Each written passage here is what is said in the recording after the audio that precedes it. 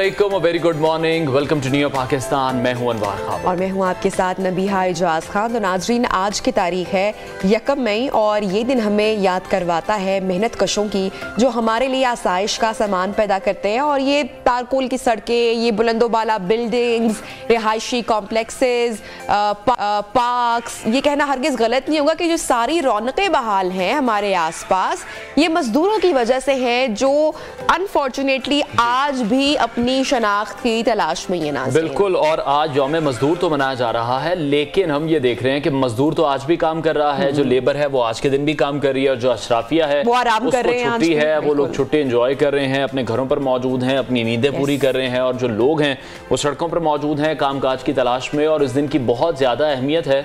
मजदूरों का ये आलमी दिन, जिस दिन उनके हुकूक की बात की जाए तो मजदूर को भी यकीनी तौर पर अपना हक लेना होगा। ये दिन हमें उन लोगों की याद दिलाता है जिन्होंने अपने औकात कार और उज्जत के सही हक के लिए अपनी जानों का नजराना पेश किया, जहां से तमाम मूवमेंट स्टार्ट हुई थी। बिल्कुल, आप सही कह रहे हैं अनवार। 1 मई 1886 को अमेरिका के शहर शिकागो के मजदूर सरमायादारों, सनतकारों की जानिब से किए जाने वाले इस्तेहसाल के खिलाफ सड़कों पर निकले। तो फिर पुलिस ने अपने हकूक की आवाज़ बुलंद करने वाले जो पुरअमन जुलूस पर फायरिंग की। सैकड़ों मजदूर हलाक हुए, सैकड़ों मजदूर जख्मी हुए, दर्जनों को हक की आवाज़ बुलंद करने की पादाश में तख्तादार पर लटकाया गया। तो ये भी होता रहा है अगर हम हिस्ट्री देखें, लेकिन ये तहरीक जो है वो खत्म होने की बजाय दुनिया भर में फैलती चली गई, जिसकी वजह से आज 1 मई को लेबर डे यानी कि मजदूरों का आलमी दिन मनाया जा रहा है। और हमारे मुल्क में भी अगर हम पाकिस्तान की भी बात करें अनवार, तो आज भी मजदूर का इस्तेहसाल ही किया जा रहा है। और जरूरत तो इसी अमर की है कि मजदूर को उसकी पूरी मजदूरी दी जाए और वक्त से पहले ही दी जाए। बहुत लोग हैं कि वो वक्त पर पैसे नहीं देते, मुनासिब पैसे नहीं देते, और उसके जो औकात कार हैं उसका भी पूरा ख्याल रखा जाए। और यही उम्मीद कर सकते हैं कि शायद ये भी कभी मुमकिन हो सके। तो आगे बढ़ते हैं और शामिल करते हैं आज की टॉप स्टोरीज।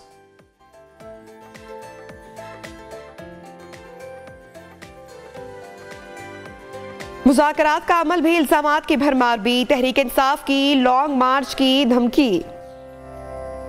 क्या हुकूमत और अपोजिशन के मुज़ाकरात नतीजा खेज साबित होंगे? सियासी इंतशार में इजाफा। शाहिद हाकान अब्बासी का अपनी ही हुकूमत पर करप्शन का इल्जाम।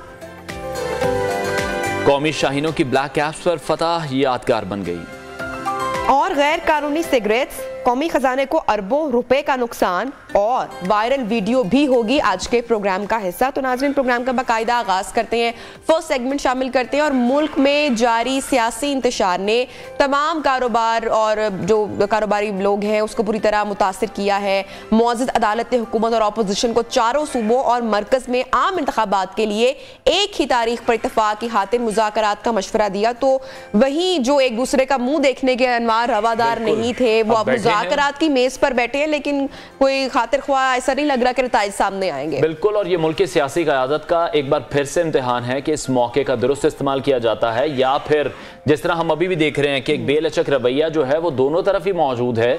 और अब इस जो ये एक मौका दिया गया है कि इसे भी ज़ाया कर दिया जाएगा। हुकूमत और अपोजिशन के कुछ ऐसी स्टेटमेंट्स हैं, ऐसे बयानात हैं जो सामने आए मुज़ाकरात के हवाले से अच्छी खबर के तौर पर। उन्हें नहीं देखा जा रहा। चेयरमैन तहरीक इंसाफ बज़िद हैं कि 14 मई से पहले वफाकी और सूबाई असेंबलियों की तहरीर हो जाए, जबकि दूसरी जानिब हुकूमत इस पर किसी भी सूरत आमादा नहीं नजर आ रही।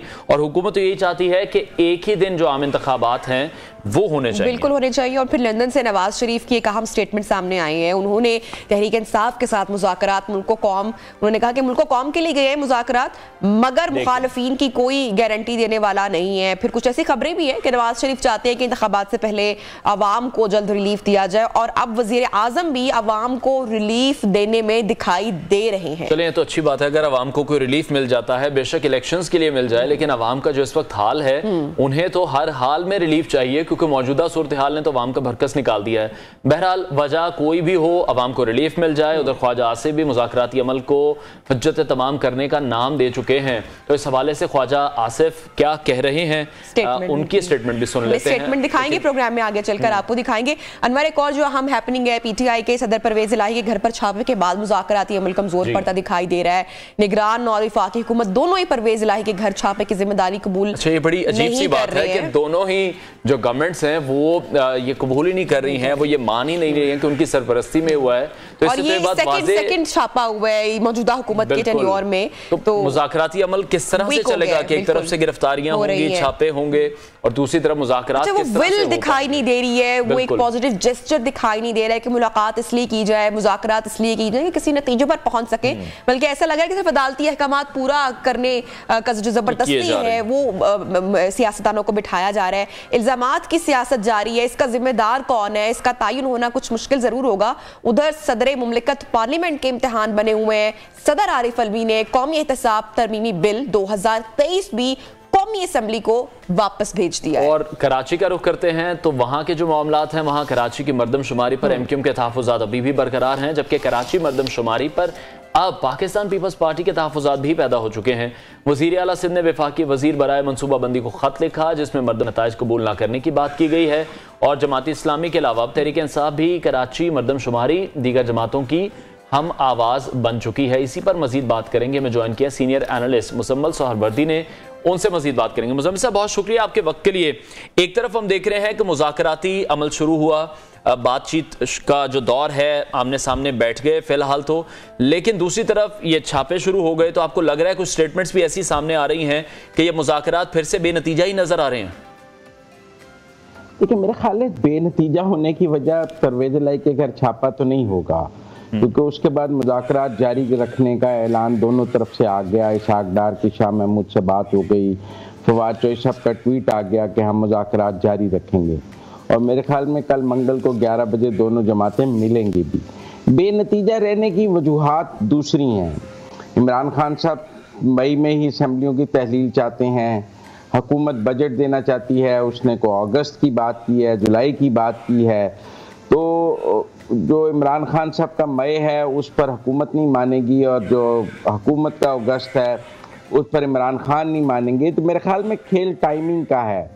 खान साहब अक्टूबर में इंतखाबात नहीं चाहते, वो चाहते हैं कि सितंबर से पहले हों। हुकूमत सितंबर गुजारना चाहती है क्योंकि सितंबर में कुछ लोगों की रिटायरमेंट्स हैं, कुछ ने चले जाना है, कुछ ने आना है। तो लिहाजा ये जो टाइमिंग है ये दोनों को सूट नहीं कर रही, वरना अक्टूबर पर कंसेंसस हो जाना चाहिए जी। लेकिन सितंबर की जो रिटायरमेंट्स हैं कुछ लोगों की, उसमें सदर ने भी जाना है, चीफ जस्टिस ने भी जाना है, वो प्रॉब्लमेटिक है इमरान खान के लिए, और वो चाहते हैं कि उन दोनों की मौजूदगी में ही पंजाब में इंतखाब हो जाए। अच्छा मुसम्मिल साहब, जैसे हम पीटीआई के जानिब से एक वर्डिक्ट सुनते हैं कि हुकूमत इंतखाबात से भाग रही है, उनको मालूम है कि वो नहीं पीटीआई का जो वोट बैंक है उसका मुकाबला कर पाएंगे, इसलिए वो इंतखाबात नहीं जानते हैं। लेकिन क्या पाकिस्तान तहरीक इंसाफ, उनको तो ऑब्वियसली ये वक्त सूट एक तो कर ही रहा है, लेकिन क्या इंतजार पीटीआई की जानिब से नहीं किया जा सकता है ताकि जो ओवरऑल एक सिचुएशन बिल्डअप हुई है इससे बचा जाया जा सके? और महंगाई जैसे इकदाम इस वक्त हुकूमत उठा रही है ताकि आवाम को भी रिलीफ दिया जाए, इसका भी फायदा होगा? देखिए, वो तो देखा जाएगा इलेक्शन में कि फ़ायदा होगा या नहीं होगा, या महंगाई इतनी हो गई है कि अब अगर रिलीफ दिया भी जाए तो लोग जहन बना चुके हैं महंगाई के ख़िलाफ़, और कोई आर्जी रिलीफ शायद लोगों को की राय बदल ना सके।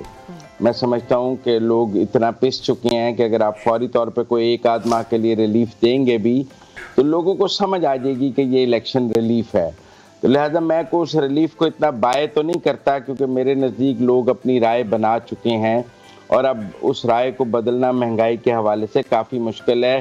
गुजारिश के कोई बहुत बड़ा रिलीफ दिया जाए, पेट्रोल 100 रुपये लीटर कम कर दिया जाए, आटा 50 रुपये किलो कम हो जाए, चीनी 40 रुपये किलो कम हो जाए, और हमें को बहुत ही जो हमारी इन्फ्लेशन है वो सिंगल डिजिट में आ जाए। इस वक्त 40% से कोई थोड़ा बहुत रिलीफ, आप 40% से 35% पे आ जाएँ, 34% पे आ जाएं, 31% पे आ जाएं, तो वो कोई 10% का रिलीफ तो कोई मेरे ख्याल में चेंज नहीं ला सकेगा। 282 रुपये से पेट्रोल 240 रुपये पे ले आए, कोई चेंज नहीं आएगा। आएगा तो सही जब 125 या 150 रुपये लीटर पे आ जाए। चेंज इतना ड्रास्टिक और इतना विजिबल होना चाहिए जो फील हो। थोड़ा सा चेंज तो फील नहीं हो सकेगा, मैं समझता हूँ। ठीक है, लेकिन महंगाई बहुत ज्यादा।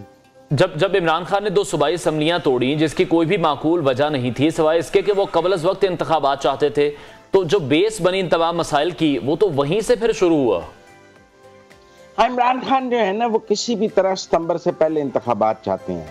आप समझें, वो मौजूदा सदर मुमलिकत के होते हुए इंतखाबात चाहते हैं, वो मौजूदा चीफ जस्टिस के होते हुए इंतखाबात चाहते हैं, वो इससे पहले बाजवा साहब के होते हुए इंतखाब चाहते थे, क्योंकि वो बाजवा साहब को एक्सटेंशन देने की भी हिमायत कर रहे थे कि आर्मी चीफ को अगले इलेक्शंस तक एक्सटेंशन दे दी जाए। आज वो बाजवा साहब के कोर्ट मार्शल का मुतालबा ज़रूर करती हैं, लेकिन वो कल तक तो ये भी कह रहे थे ना कि जब तक नया इंतखाब ना हो जाए तब तक नया चीफ ना लगाया जाए जी। तो इसलिए वो उनके नज़दीक पुराने नए चीफ, आर्मी चीफ से भी उन्हें प्रॉब्लम है, उनके नज़दीक वो चेंज उनके लिए अच्छा नहीं है। वो समझते हैं नया चीफ जस्टिस उनके लिए अच्छा नहीं होगा, ये पुराने वाले के जरिए ही इंतखाब होना चाहिए। उनके नज़दीक अगर सदर मुमलिकत मुद्दत पूरी करके घर चले जाते हैं और सादिक संजरानी कायम मुकाम सदर बन जाते हैं, वो भी उनके लिए अच्छा नहीं है। तो लिहाजा वो पावर कॉरिडोर्स की जो गेम है, पावर सेंटर्स हैं, वो ये देख रहे हैं कि उनमें से उनके हाथ में कुछ पावर सेंटर्स हों जब इंतखाब हो। अगर सदर भी उनका ना हो और चीफ जस्टिस भी उनकी हिमायत में ना हो, आर्मी चीफ भी उनकी हिमायत में ना हो, तो वो समझते हैं कि उनके लिए इंतखाब जीतना शायद मुमकिन ना हो। हालांकि उन्हें अपनी पॉपुलैरिटी का बहुत जोम है और मेरी राय में अब उन्हें इन ताकत के मराकज की तरफ देखना बंद कर देना चाहिए, लेकिन फिर भी वो उन पर काफ़ी इंहिसार करते हैं। अच्छा मुज़म्मिल साहब, हमेशा मुखालफिन की जानिब से हमने देखा है, सोशल मीडिया हो या चाहे टीवी टॉक शोज़ हो, एक तासुर ये दिया जाता है या मुखालफिन ये राय लाजमी रखते हैं और हम हमेशा से इमरान खान के साथ रिलेट भी करते आए हैं। सितारों की चाल हो गई, एस्ट्रोलॉजी के हवाले से कभी उनकी जो अंगूठी है वो कभी खबरों की ज़ीनत बनती रहती है। तो ये इल्ज़ामात जो है वो PTI पर, खासकर इमरान खान साहब पर लगते रहते हैं, इसकी वो ज़द में रहते हैं। तो क्या एक वजह है कि इमरान खान साहब मौजूदा सेटअप में अभी ही इंतखाबात चाहते हैं? कुछ इस बिलीफ के हवाले से भी बात हो रही है, आप क्या कमेंट करेंगे इस पर? देखिए, कहानियां तो बहुत हैं और वो खुद कहते भी हैं कि मेरी मुर्शद जो हैं वो बुशरा बीबी हैं जी। तो अब तो उन्होंने ओपनली कहा कि वो मेरी मुर्शद है ना। वैसे तो हम सब की मुर्शद हमारी बेगम ही होती हैं और हम अपनी बेगमों को अपना मुर्शद ही मानते हैं, लेकिन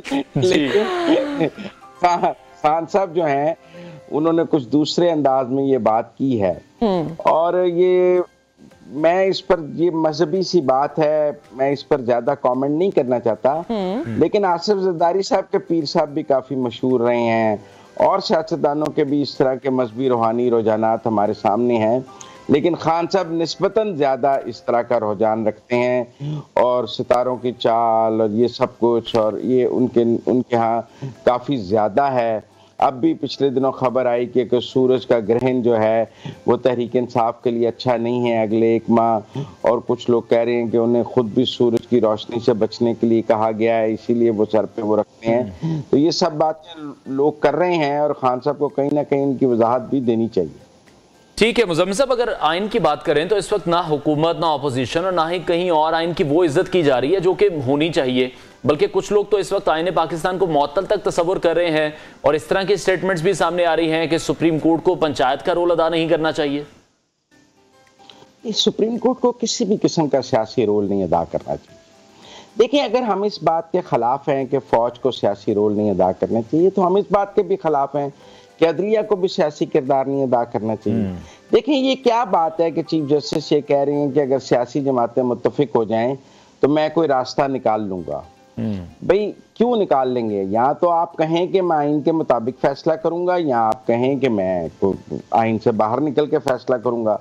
अगर सियासी जमातें किसी गैर आइनी बात पर मुत्तफिक हो जाएं तो क्या चीफ जस्टिस कोई गैर आइनी फैसला कर देंगे? मतलब, और दूसरी बात यह है कि सारी सियासी जमातें मुत्तफिक हैं और अगर इमरान खान मुत्तफिक नहीं है तो क्या चीफ जस्टिस के लिए इमरान खान का वजन जो है वो कह रहे हैं कि इमरान खान की मोहर लगवा लाएं तो मैं इंतखाबात आगे कर दूंगा, अगर इमरान खान की मोहर नहीं लगा कर लाएंगे तो नहीं करूंगा। तो मैं समझता हूँ चीफ जस्टिस को सियासी मामलात से कतई नजर अपने फैसले करने चाहिए थे।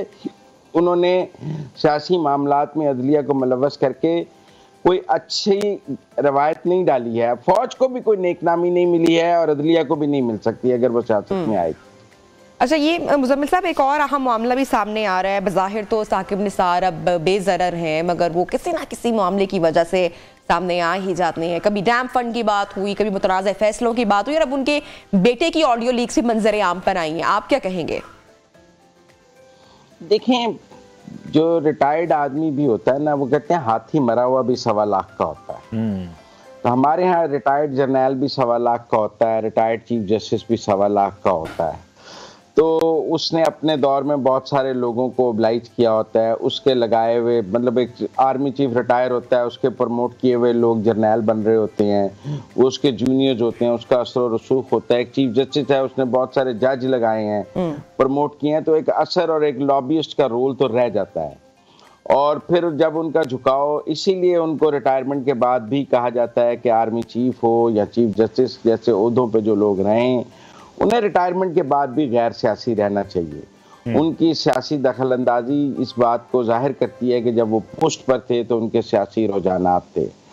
तो साकिब निसार साहब को ने तो बतौर चीफ जस्टिस भी को खाद इतना अच्छा बिहेव नहीं किया था, और एज रिटायरमेंट भी वो कोई अच्छा बिहेव नहीं कर रहे। मेरे नज़दीक उनको हर किस्म की सियासी गुफ्तगू से परहेज करना चाहिए और एक रिटायर्ड लाइफ गुजारनी चाहिए और तनाज़ात से बाहर रहना चाहिए। उन्हें क्या ज़रूरत है वो पीटीआई की टिकटें दिलाएं लोगों को? उन्हें क्या ज़रूरत है कि वो पीटीआई के मुकदमात में कानूनी राय दें, वो उनको बताएं कि आप कैसे बच सकते हैं? अगर वो उनको राय दे रहे हैं तो फिर जजों को भी कह रहे होंगे कि आप यूं कर दें, यूं कर दें। समझिए ना, आपकी जब हमदर्दियां होती हैं तो उसकी कोई हद तो नहीं होती। अगर आपकी हमदर्दियां तहरीक इंसाफ के साथ हैं तो फिर लोग ये कहने पर मजबूर होंगे कि आप अपनी वो हमदर्दियां जजों पर भी असरअंदाज हो रही हैं कि वो इस किस्म के फैसले करें। तो लिहाजा मैं समझता हूं कि साकिब निसार साहब को अपने किरदार को रीविजिट करना चाहिए। वो अपने लिए भी अच्छा कोई नहीं कर रहे और पूरी अदलिया के लिए भी अच्छा नहीं कर रहे। हमारे यहाँ कई रिटायर्ड चीफ जस्टिस हैं, एक दो इफ्तिखार चौधरी साहब ने एक सियासी जमात बना ली, आप देखें कोई पजीराई नहीं मिली। साकिब निसार साहब ने कोई पॉलिटिकल रोल बनाया, उसको भी कोई पजीराई नहीं मिली। वो बाकी कितने चीफ जस्टिस हैं जो चुप करके घर जाके बैठे हैं? जमाली हैं, भगवान दास हैं, और कितने चीफ जस्टिस हैं जो आराम से घर चले गए हैं और उसके बाद उनका कभी हमने जिक्र भी नहीं सुना है। तो इसलिए इनको आराम से घर बैठना चाहिए और ये सियासी काम बंद करना चाहिए। ठीक है मुज़म्मिल साहब, अभी पाकिस्तान तहरीक इंसाफ की पंजाब में अगर टिकट्स की तकसीम का अमल देखें तो वो भी तनकीद का शिकार नजर आ रहा है, खासतौर पर जो साबिक चीफ जस्टिस के जो बेटे हैं उनकी मुबैना ऑडियो लीक के बाद कहानी हम देख रहे हैं किसी और तरफ ही जा रही है, जिसका आपने भी अभी जिक्र किया है। और जो हम सुन रहे हैं कि एमपीए के लिए रेट भी बहुत कम अभी तो दिखाई दे रहा है, 1 करोड़ 20 लाख रुपए में जो एमपीए का टिकट भी मिल रहा है। देखें, जब सेनेट के इंतखाबात थे तो आप देखें इमरान खान की हुकूमत थी और यूसुफ रजा गिलानी साहब के बेटे अली हैदर गिलानी की ऑडियो सामने आई। उस ऑडियो को इमरान खान ने बतौर वजीर आज़म अपनी तकारीर में इस्तेमाल किया और फिर तहरीक इंसाफ ने उस ऑडियो के ऊपर इलेक्शन कमीशन में केस भी किया और कहा कि इसको सबूत के तौर पर लिया जाए। तो आज तो तहरीक इंसाफ किसी ऑडियो की मुखालफत करती मुझे अच्छी नहीं लगती, क्योंकि ये खुद इस तरह करते नहीं हैं। और अगर अली हैदर गिलानी के खिलाफ इलेक्शन कमीशन में दरखास्त दी जा सकती है कि उन्होंने सेनेट इंतखाबात में कुछ वोटों को लिए असर किया, तो फिर आज नजम साकिब के खिलाफ भी दी जानी चाहिए।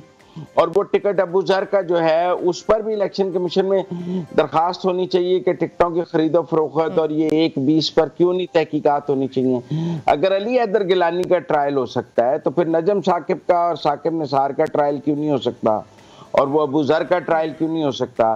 मेरे ख्याल में अगर आप ऑडियो लीक्स कहां से हो रही हैं, ऑडियो लीक्स कौन कर रहा है, इनकी हकीकत क्या है, इस पर कोई बात नहीं हो रही है।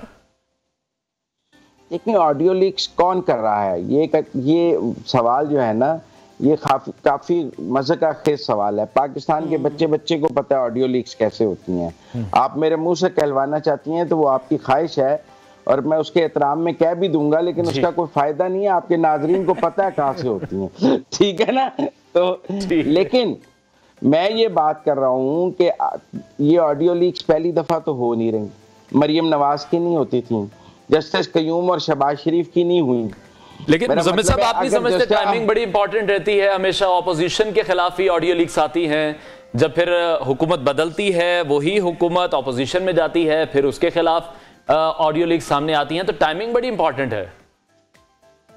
टाइमिंग तो इम्पोर्टेंट है, ये पॉलिटिकल लीक्स होती हैं। ये कोई कार्य खैर में तो की नहीं जाती हैं जी, ये तो पॉलिटिकल लीक्स होती हैं ना। आप देखें ना, जब इमरान खान धरना दे रहे थे तब भी तो एक ऑडियो टेप हुई थी जो राहील शरीफ साहब को सुनाई गई थी, जिसकी वजह से धरने में से सारा जो है वो हवा निकल गई थी। तो ये ऑडियो लीक्स की टाइमिंग और उससे हकायक सामने आते हैं और बात समझने का मौका मिलता है। ये ऐसे ही है जैसे मेमो बाहर आते हैं, जैसे साइफर्स बाहर आते हैं, जैसे आज वॉशिंगटन टाइम्स की स्टोरी एक मीमो के ऊपर है जो हिना रबानी खार ने शहबाज शरीफ को लिखा। तो अब आप मुझसे ये सवाल करेंगे कि वो मीमो जो है वो वॉशिंगटन पोस्ट को कैसे मिल गया। तो ये दुनिया में जर्नलिज्म में और ये चीजें जो हैं इनकी एक अपनी अहमियत मौजूद है। आज देखिए ना उस मीमो के ऊपर दुनिया की लीड स्टोरीज हैं। मुज़म्मिल साहब ये बताइएगा कि अभी शाहिद हक्कान अब्बासी की जो स्टेटमेंट सामने आई है, सीनियर रहनुमा है मुस्लिम लीग नून के, पुराने साथी हैं, मुसलसल बागी दिखाई दे रहे हैं। उनकी जो स्टेटमेंट आई है अपनी गवर्नमेंट के खिलाफ, क्या उस पर आप कमेंट करेंगे कि हुकूमत ने दाल आटे की करप्शन की है? ये कुछ अजीब स्टेटमेंट है। मेरे ख्याल में शाहिद हक्कान अब्बासी अब मुस्लिम लीग नून में चौधरी निसार बनते जा रहे हैं और मुझे नहीं लगता कि अगले इलेक्शंस में उनको कोई टिकट मिल सकेगा, या जैसे चौधरी निसार को नहीं मिल सका था। वो मुस्लिम लीग नून के एतजाज़ अहसन हो गए हैं, लतीफ़ खोसा हो गए हैं, मुस्तफ़ा नवाज़ खोखर हो गए हैं। उनका मुस्लिम लीग नून से अब रिश्ता टूटता हुआ नज़र आ रहा है और फासले उनके और मुझे लगता है कि वो अपनी नई सियासी सफ़बंदी में हैं कि उन्होंने आगे सियासत कहाँ करनी है। अब ये देखा जाएगा कि वो आगे सियासत कहाँ करते हैं। चौधरी निसार फैसला नहीं कर सके थे पीटीआई ज्वाइन करने का, क्योंकि जिस पोजीशन पे वो मुस्लिम लीग नून में थे उनका ख्याल था मैं आज़ाद जीत जाऊंगा। शाहिद हक्कान अब्बासी के लिए भी बड़े मसाइल हैं। वो मरी के हल्के से इलेक्शन जीत नहीं पाए थे 18 में, इस्लामाबाद से भी नहीं जीत पाए, फिर उन्हें लाहौर से जितवा के पार्लियामेंट में भेजा गया हमजा शहबाज के हल्के से। उनके पास कोई ऐसा हल्का भी नहीं है जहां से वो यकीनी तौर पर जीत सकें। तो मुझे लगता है कि उनके और देखें ना, जब मरियम नवाज की वापसी आई तो उन्होंने उस वक्त एक रोल प्ले किया जिससे मरियम नवाज को पॉलिटिकली डेंट डाला गया कि मैंने इस्तीफा दे दिया है, मैंने इस्तीफा दे दिया है। फिर उसके बाद उन्होंने एक वो री इमेजिनिंग पाकिस्तान का प्लेटफॉर्म बना के वो शुरू हो गए मुफ्ता के साथ, वो कहानी उन्होंने चलाई। अब जब वो री इमेजिनिंग भी ख़त्म हो गई, इस्तीफा भी ख़त्म हो गया और अब उन्हें नज़र आया कि he has nothing more to sell, तो उन्होंने अब ये एक नया जो हमला है वो मुस्लिम लीग नून पे किया है। मुझे लगता है कि बस जितने महीने की ये हुकूमत है उतने महीने ही शाहिद हक्कान अब्बासी मुस्लिम लीग नून में है। ठीक है, बहुत शुक्रिया। सीनियर तज़कियाकार मुज़म्मिल सहरवर्दी हमारे साथ इन कॉन्वर्सेशन थे। प्रोग्राम में लेंगे नाज़रीन एक छोटी सी ब्रेक के बाद ज्वाइन करेंगे। स्टे विद अस।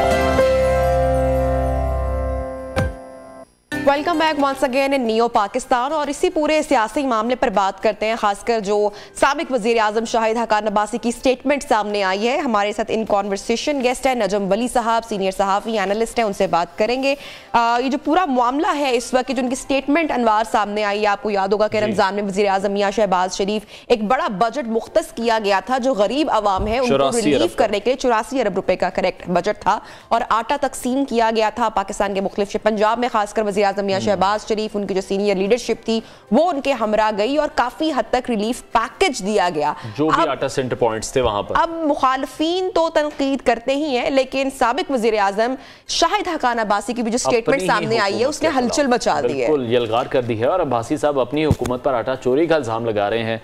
शाहिद हक्कान ने मुफ्त आटा तकसीम में 20 अरब रुपए की चोरी का बड़ा दावा किया है। साबिक वजीर आजम पाकिस्तान शाहिद हक्कान अब्बासी ने मुफ्त आटा तकसीम की हुकूमती स्कीम पर इल्जाम लगाया और ये सवाल किया कि क्या मिला उस गरीब को जिसके लिए 84 अरब रुपए खर्च किए गए। वो ये कह रहे हैं कि हुकूमत अपनी जिम्मेदारी और मकसद से लाइल्म और बहुत दूर दिखाई दे रही है। पिछले 2 साल में जो तमाम जमातें इक़्तिदार में रही हैं उनमें से कोई भी डिलीवर नहीं कर सका और ये बहुत बड़ी नाकामी है और एक दूसरे के सामने सफ आरा होने से मसाइल हल नहीं हो सकते।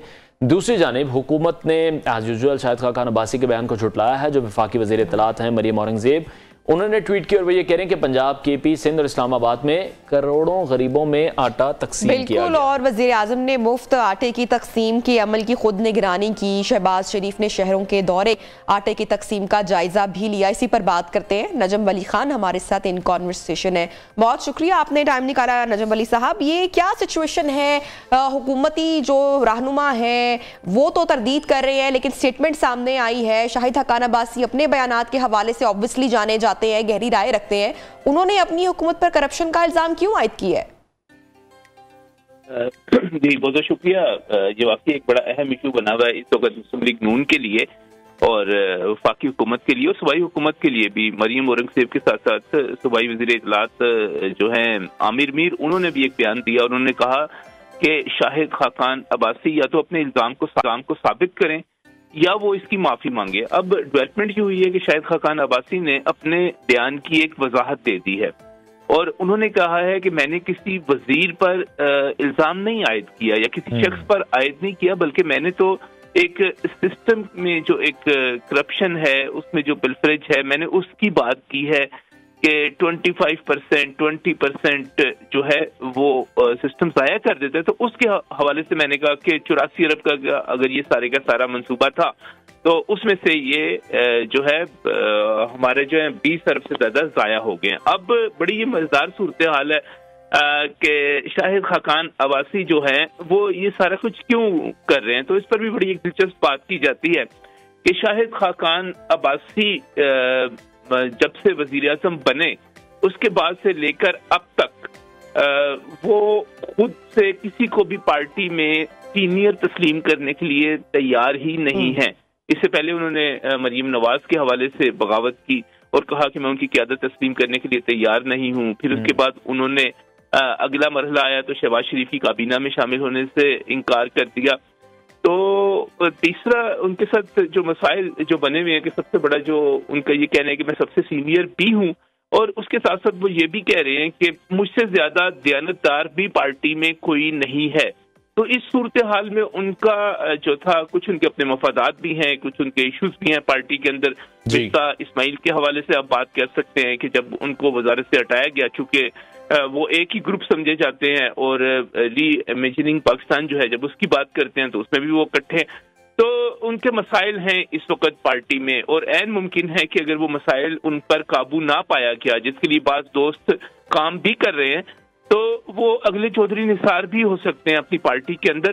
और उन्हें जो पैगाम दिया जा रहा है वो बड़ा दिलचस्प और बड़ा अहम है। उन्हें कहा जा रहा है कि आप वजीर आज़म बने, आपको लाहौर से जितवाया गया और आप जब अपने हल्के से हारे तो अब उनको ये कहा जा रहा है कि आप प्लीज जरा ये देखिए कि यूसुफ रिज़ा गिलानी पाकिस्तान पीपल्स पार्टी में वजीर आज़म बने। उनसे ये कहा जा रहा है कि राजा परवेज अशरफ पाकिस्तान पीपल्स पार्टी से वजीर आज़म बने। आप उनके रवैये देखें, क्या उन्होंने पार्टी से बगावत की? क्या उनके दिमाग में कोई फतूर आया? क्या उनके ज़हन में ये आया कि अब उनसे बढ़कर कोई नहीं है?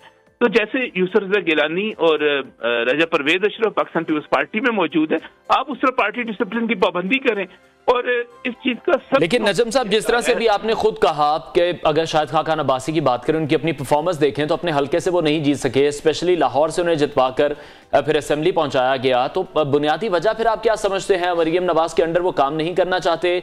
वो ये मानते हैं कि मरियम का एक्सपीरियंस नहीं है, पार्टी को नुकसान हो सकता है उनके फैसलों से, या सीनियरिटी का एक एलिमेंट वहां पर मौजूद है?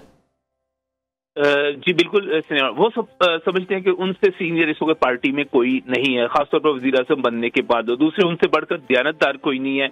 और तीसरे ये कि उनका ये कहना है कि वो बोरूसियत के भी खिलाफ हैं। वो नहीं चाहते कि इस तरह बाप के बाद वो मियां नवाज शरीफ को लीडर मानते हैं, वो मरियम नवाज को लीडर नहीं मानते। लेकिन ये जो हमारी पॉलिटिक्स है, जो सियासत है, ये तो सर्वाइवल ऑफ द फिटेस्ट है। अगर आप ये बात करें कि हर चीज जो है मोरूसियत के हवाले से आपने तनकीद का निशाना बनाना है और आप समझते हैं कि आप उनसे बेहतर हैं, तो आप बगावत कर दे, आप अपनी पार्टी बनाकर देख लें। अगर आप मरियम नवाज से ज्यादा पॉपुलर हो जाते हैं और आप उनसे ज्यादा रिस्पॉन्स ले लेते हैं तो सारे लोग आपके साथ हो जाएंगे, आप वज़ीर आज़म एक मरतबा फिर बन जाएंगे। तो लिहाजा बात मोरूसियत की नहीं है। अगर सिर्फ बात मोरूसियत की होती तो जनरल ज़ियाउल हक के बेटे एजाजुल हक जो है आज जगह जगह अपनी एक मुस्लिम लीग बनाई हुई थी, पाकिस्तान तहरीक इंसाफ में चले गए हैं, वो नाकाम ना होते। नवाबजादा नसरुल्लाह खान जैसे बड़े सियासतदान की औलाद, नवाबजादा मंसूर को देख लीजिए, बाकियों को देख लीजिए, वो कहीं आपको नजर नहीं आते, कहीं आप पता ही नहीं चलता वो हैं कहाँ पे। जिस तरह से आपने भी अपनी गुफ्तगू के आगाज में कहा नजम साहब के हो सकता है कि शाहिद खाकान अब्बासी चौधरी निसार की जो एक तर्ज थी हमने देखा माजी में पूरा हिस्ट्री है, तो चौधरी निसार साहब भी मखसूस हलकों के करीब तर समझे जाते थे। शाहिद खाकान अब्बासी के हवाले से भी यही तासुर सामने है? आपको लगता है कि कोई धड़ा भी अलग हो सकता है मुस्लिम लीग नून से? इनसाइड स्टोरी क्या है?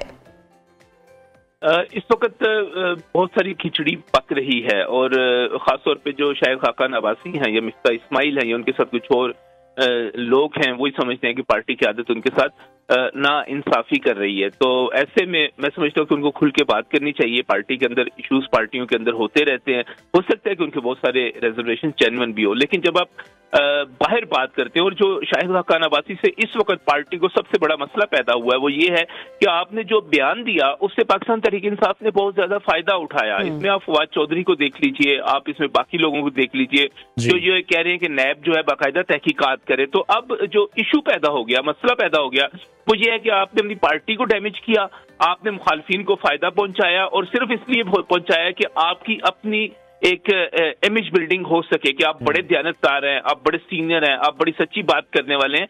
वरना जहां तक अगर आपने मिसाल ही देनी थी तो फिर आपको आटे की करप्शन के अलावा भी बेशुमार मिसालें थी। इमरान खान साहब के दौर की बहुत सारी मिसालें थी जिनमें आप बता सकते थे कि किस तरह सिस्टम में खराबी मौजूद है और हम सिस्टम की खराबी को दुरुस्त कर सकते हैं। लेकिन उन्होंने जिस मिसाल को चुना वो पहले ही मुस्लिम लीग नून के लिए हलाकतों की वजह से, बाद इंतजामी मसाइल की वजह से इस वक्त वो डिफेंसिव है। तो उन्होंने एक तरह से दुश्मन का साथ दिया और किसी भी पार्टी के अंदर दुश्मन का साथ देने वाले को माफ नहीं किया जाता, उसके ऊपर कड़ी नजर रखी जाती है और उसको देखा जाता है कि इसके मकासद क्या है। लिहाजा शाहिद खाकान अब्बासी जो है वो जो कुछ कर रहे हैं वो पार्टी के लिए मसला पैदा हो रहा है, उसकी वजह से उसके मुखालफिन भी फायदा उठा रहे हैं। और ये पहली बार नहीं है, वो कुछ अरसे से पार्टी पॉलिसी के खिलाफ बयान देते नजर आ रहे हैं। तो जो दूसरी तरफ मुस्तफा नवाज खोखर हैं, मिफ्ता इस्माइल हैं या और भी कुछ ऐसे अराकीन, आपको लगता है कि वो मिल सकते हैं कि जो एक बागी पार्टी बन सकती है और शाहिद खाकान अब्बासी उसको लीड कर सकते हैं? तमाम चीजों के इम्कानात मौजूद हैं, लेकिन इशू ये है कि क्या इनके पीछे कोई ऐसी कुव्वत है जो इनको इकट्ठा कर सके, जो इनको चला सके। आज तक हमने यही देखा है कि बड़ी मासरत के साथ कि जो भी कामयाब पार्टी बनी है उसको शुरू में एस्टैब्लिशमेंट ने सपोर्ट की, उसको एक मसीहा बना के पेश किया गया और इस वक्त जो मौजूदा सूरत हाल है उसमें हमें नहीं लगता कि मौजूदा सेटअप को नाकाम करने के लिए, या बाज लोग कहते हैं कि बाज का एक से ज्यादा ऑप्शंस पे काम हो रहा होता है, लेकिन इसके बावजूद एक मुश्किल काम लगता है। और कोई भी पार्टी जब बनाने के लिए आप जाते हैं तो उसके लिए आपको 2, 4, 5 साल लग जाते हैं। तो क्या 2, 4, 5, 7 साल के लिए ये तैयार हैं? जैसे इमरान खान साहब को 2008, 9 में 10 में चुन लिया था, फिर 2011 में उनका जलसा करवाया गया, फिर जब उनको इक़्तिदार 2013 में भी नहीं मिला, फिर 2018 में जाके उनको इक़्तिदार मिला, 8-10 साल तो उनको लग गए थे। मियां नवाज शरीफ की जब ग्रूमिंग हुई थी आप उसको देख लीजिए, जुल्फ़िकार अली भुट्टो। ठीक है, बहुत शुक्रिया सीनियर एंकर पर्सन तज़िया कार नजम अली खसत इन कॉन्वर्सेशन थे। और ब्रेक के बाद जब आपको ज्वाइन करेंगे तो हम कुछ गुफ्तगू करेंगे कराची की मरदमशुमारी से मुतालिक। हमारे साथ ब्रेक लीजिए।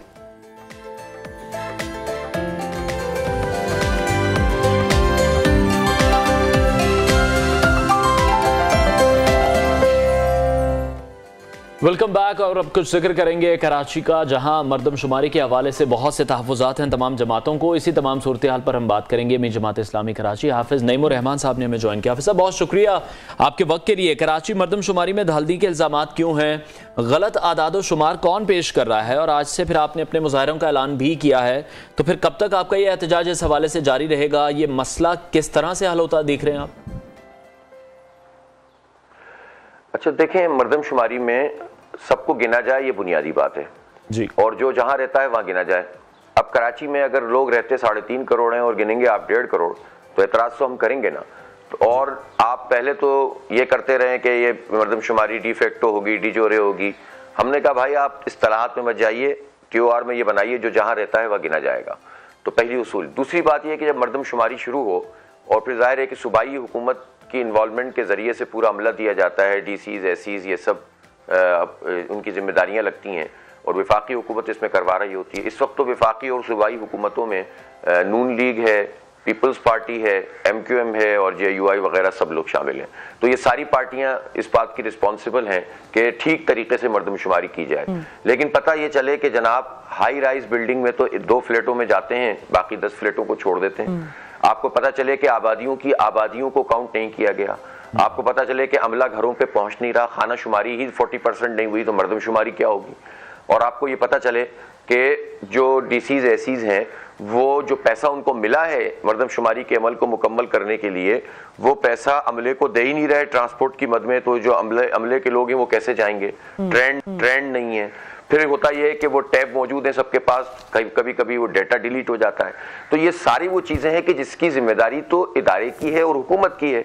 तो हमारा तो ये मुतालबा ही नहीं है कि हमें ज्यादा गिना जाए, हमारा तो ये मुतालबा है कि जितने लोग भी यहाँ रहते हैं सबको गिना जाए, और लिसानी बुनियादों पर नहीं की जाए बल्कि हर एक को गिना जाए, सिंधी भी गिना जाए, महाजिर भी गिना जाए। ठीक, अच्छा, जिस तरह से आपने जिक्र किया जो दीगर जमातें हैं जो भी रिजर्वेशन रखती हैं मर्दमशुमारी के हवाले से, और जैसा कि आपने भी आज से एहतजाज का ऐलान किया हुआ है, तो ये एहतजाज एक तो कब तक जारी रहेगा और इसमें कोई और जमात भी आपके साथ शिरकत करेगी? नहीं, कल तो हमने एक बहुत बड़ा मतलब बहुत बड़ा ह्यूज मार्च शाहराह फैसल पे किया, आपने देखा होगा मीडिया में, जिसमें बहुत बड़ी तादाद में शाहराह फैसल पे तो पार्टियां हिम्मत करती नहीं है कि बहुत बड़ा एहतजाज करें। ये जमात इस्लामी है जो मोबिलाइज करती है, और इसलिए कि जमात इस्लामी अल्हम्दुलिल्लाह इस वक्त शहर कराची की सबसे बड़ी जमात है, सबसे बड़ा मैंडेट कराची के लोगों ने इस वक्त बल्दियाती उसमें इंतखाब में कराची में जमात इस्लामी को दिया है, सबसे ज़्यादा वोट हमने लिए हैं। तो लोगों का एतमाद है कि हम उनकी आवाज़ बनते हैं कि इलेक्ट्रिक का मसला हो, नादरा का मसला हो, बहरिया टाउन का मसला हो, या मर्दमशुमारी का मामला हो, कोटा सिस्टम का मामला हो, तो लोग जमात इस्लामी पर एतमाद करते हैं। तो हम तो ये एहतजाज भी किया, और 15 दिन हमने लोगों को ये कहा है कि आप अपनी गिनती पूरी करने के लिए अपना रोल अदा करें। शहरियों को भी जिम्मेदारी का मुजाहरा करना चाहिए, जहां अमला नहीं आया है आप शिकायत रिकॉर्ड कराएं। हमने अपने कारकुनों से कहा है कि डोर टू डोर जाएं, हर फ्लैट में जाएं और लोगों से पूछें कि उनके यहाँ अमला नहीं आया। हमने अपना एक पोर्टल भी बनाया, उस पोर्टल में एक सर्वे हुआ तो ये बात बिल्कुल वाजे हुई कि तकरीबन 40% लोगों को खाना शुमारी और फिर उससे ज़्यादा मर्दमशुमारी नहीं हुई थी। अब बहरहाल उसके नतीजे में जब पाकिस्तान ब्यूरो ऑफ स्टैटिस्टिक्स ने एक मीटिंग की तो मैं खुद उसमें शरीक हुआ और हमने सब चीज़ों को आइडेंटिफाई किया। खुद वो लोग भी बताते हैं कि ये हमारे साथ ये हुआ क्योंकि हमने 15 दिन लेट शुरू की थी।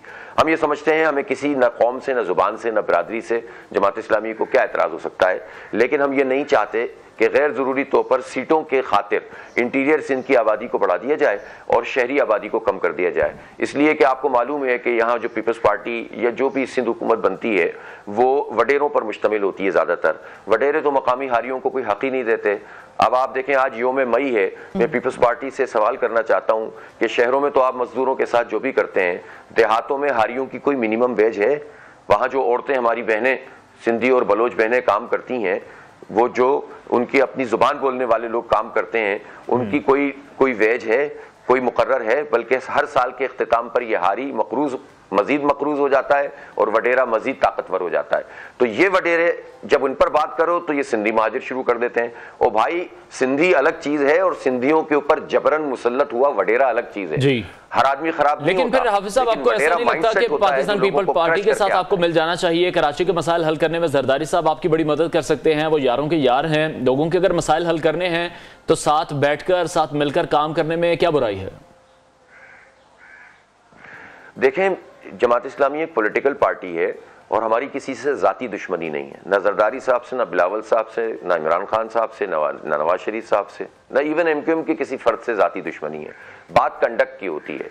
जरदारी साहब जब ये बात कहते हैं कि मैं तो बलोचों के पास चला जाता हूँ और मुझ में तो कोई वो नहीं है, मैं तो इनकिसारी से उनके कदमों में चला जाता हूँ, और मेरे साथ ज्यादती इसलिए हुई कि मेरे डोमिसाइल का मसला था, मेरा सिंध का डोमिसाइल था। तो मैं जरदारी साहब से सवाल करने में हक बजारी हूँ सिंध के एक शहरी की हैसियत से कि आप हमारे सिंध में भी तो तकसीम आप खुद करते हैं, आप भी तो कराची हैदराबाद के डोमिसाइल को अलग ट्रीट करते हैं और इसके अलावा जो डोमिसाइल है उसको अलग ट्रीट करते हैं। जब आप ये कहते हैं कि आप सबको साथ लेकर चल सकते हैं तो फिर आप हमारे मैंडेट को तस्लीम क्यों नहीं करते?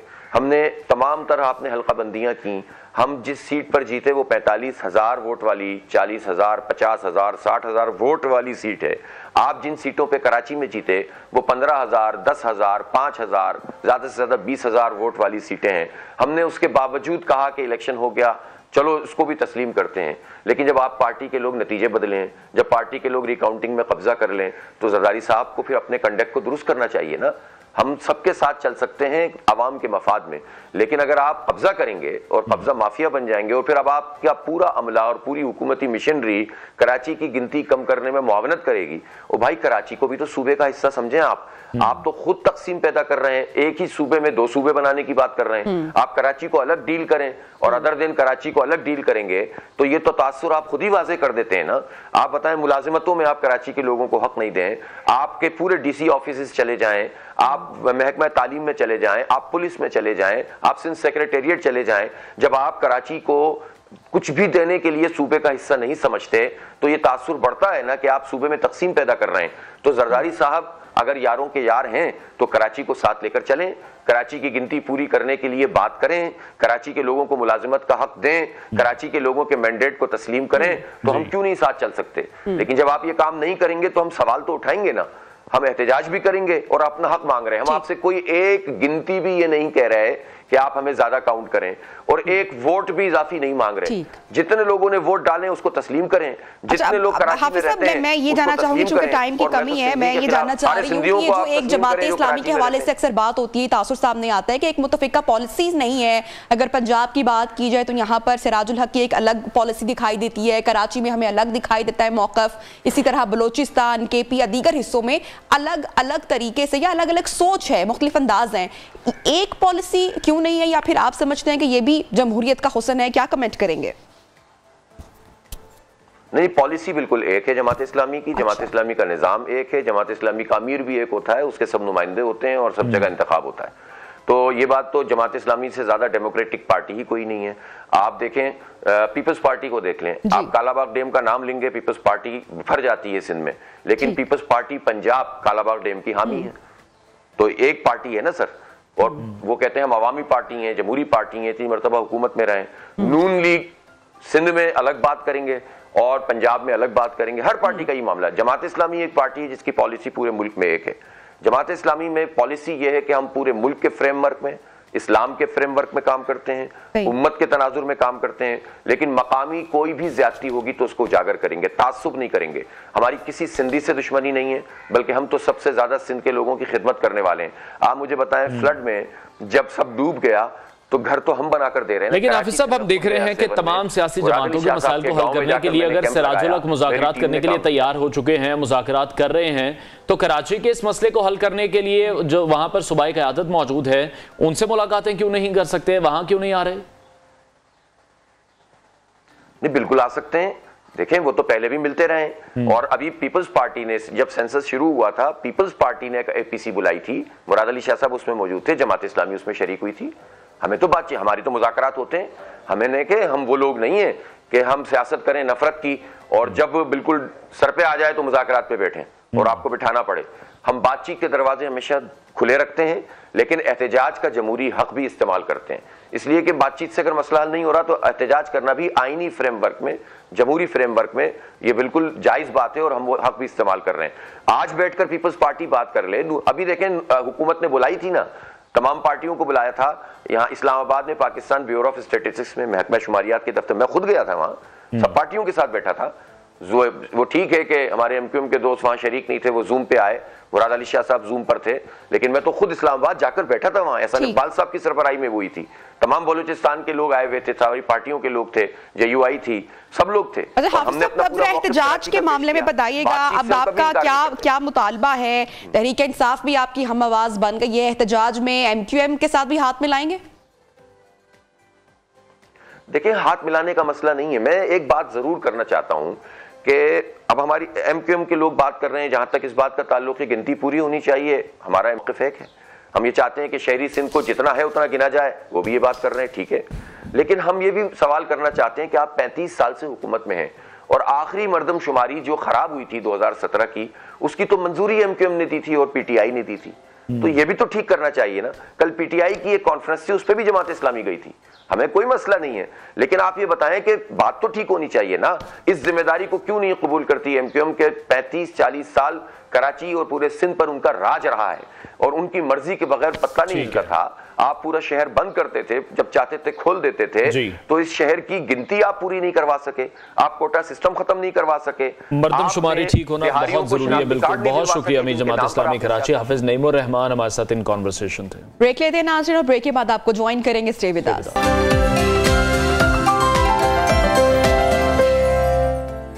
Welcome back once again in neo Pakistan. और नाज़रीन, ये कैसे हो सकता है कि इतनी शानदार फतेह हो, फ़खर ज़मान पाकिस्तान का फ़खर बन जाए, और हम बात ना करें? कौमी टीम ने शानदार खेल का मुजाहिरा किया, और फ़खर की क्या ही बात अनवार। बिल्कुल ज़बरदस्त बैटिंग की है, 180 रन उन्होंने बनाए हैं, और बहुत से रिकॉर्ड्स भी उन्होंने तोड़े हैं। बिल्कुल बाबर आजम का रिकॉर्ड भी तोड़ दिया है। दूसरे वनडे में भी शानदार फतह पाकिस्तान ने हासिल की है। न्यूजीलैंड के साथ पहले मैच के हीरो फखर जमान दूसरे मैच में भी अपने 180 रन की बदौलत पाकिस्तान के हीरो बन गए हैं और जो कंसिस्टेंसी हम उनकी परफॉर्मेंस में देख रहे हैं वो बहुत अरसे बाद देखने में आई है। 3 मैचेस में उन्होंने मुसलसल हैट्रिक बल्कि वो उनकी हैट्रिक हुई है 100 स्कोर करने की, और पाकिस्तान बल्लेबाजों ने दूसरे वनडे में भी बहुत ही अच्छे खेल का मुजाहिरा किया है। 337 रन का हदफ सिर्फ 3 विकेटों के नुकसान पर नाज़रीन पाकिस्तान ने पूरा किया, और इसके अलावा वनडे टूर्नामेंट में इस वक्त पाकिस्तान टीम इंतहाई अच्छे खेल का मुजाहिरा कर रही है। बिल्कुल, और जो फखर का हमने देखा था एक बार इंडिया के खिलाफ भी उनका एक आउट से वो बचे थे और जो एक उनका कैच ड्रॉप हुआ है, और उसके बाद जो उनकी परफॉर्मेंस है तो वो तो शायद बहुत अनकैचेबल हो गई है। बिल्कुल, जो न्यूजीलैंड की टीम है बहुत ज्यादा अफसोस कर रही होगी क्योंकि वो कैच क्यों ड्रॉप हो गया। और अगर पाकिस्तानी टीम के स्टैट्स हम देखें तो गुज़श्ता जो 14 मैचेस हैं उसमें से पाकिस्तान 11 मैच जीत चुकी है, तो बहुत ही अच्छी परफॉर्मेंस पाकिस्तानी टीम की देखने में आ रही है। T20 सीरीज भी अच्छी रही, वो जीत नहीं सके, बराबर हो गई थी, एक मैच बारिश की वजह से मनसूख हो गया था, लेकिन अभी तक के जो 2 मैचेस हुए हैं पाकिस्तान के, तो न्यूजीलैंड की टीम को कोई ऐसा मौका नहीं दिया गया कि वो मैच को इजीली जीत सके। बिल्कुल, इसी हवाले से बात करेंगे। Naseem Rajput senior sports analyst हमारे साथ मौजूद है। बहुत बहुत आपने ज्वाइन किया इन प्रोग्राम। सबसे पहले तो आपको भी मुबारक हो पाकिस्तान की शानदार जीत पर, और फखर ने तो कमाल कर दिया कल के मैच में भी। जी नसीम साहब, बाल आपके ठीक है, आप हमें सुन पा रहे हैं? जी, आपकी आवाज बिल्कुल आ रही है। जी जी, कल के मैच पे आपका एनालिसिस चाह रहे हैं। जो फखर की बैटिंग है, कंसिस्टेंसी के साथ जो वो खेल रहे हैं, और तीनों मैचेस में 100+ स्कोर किए हैं उन्होंने, तो ये कंसिस्टेंसी हम देखेंगे वर्ल्ड कप तक चलेगी? देखिए, अभी हमने जो रन्स देखे हैं फखर की जानिब से वो पिंडी की पिच पर देखे, और पिंडी की पिच पे हमने पाकिस्तान सुपर लीग में भी देखा रहा था कि जहां पर बैट्समैन बहुत डोमिनेट करते हुए दिखाई दिए थे, बॉलर्स के लिए यहाँ कुछ भी नहीं था। और ऐसा हमने पिंडी में देखा कि जहां पर 337 10 गेंदों पहले चेस हो रहे हैं और सिर्फ 3 विकेटें गिर रही हैं। अब लाहौर और कराची की पिचेस कदरे मुख्तलिफ हैं, ग्राउंड भी कदरे मुख्तलिफ है, थोड़ी उनकी लेंथ भी ज्यादा है।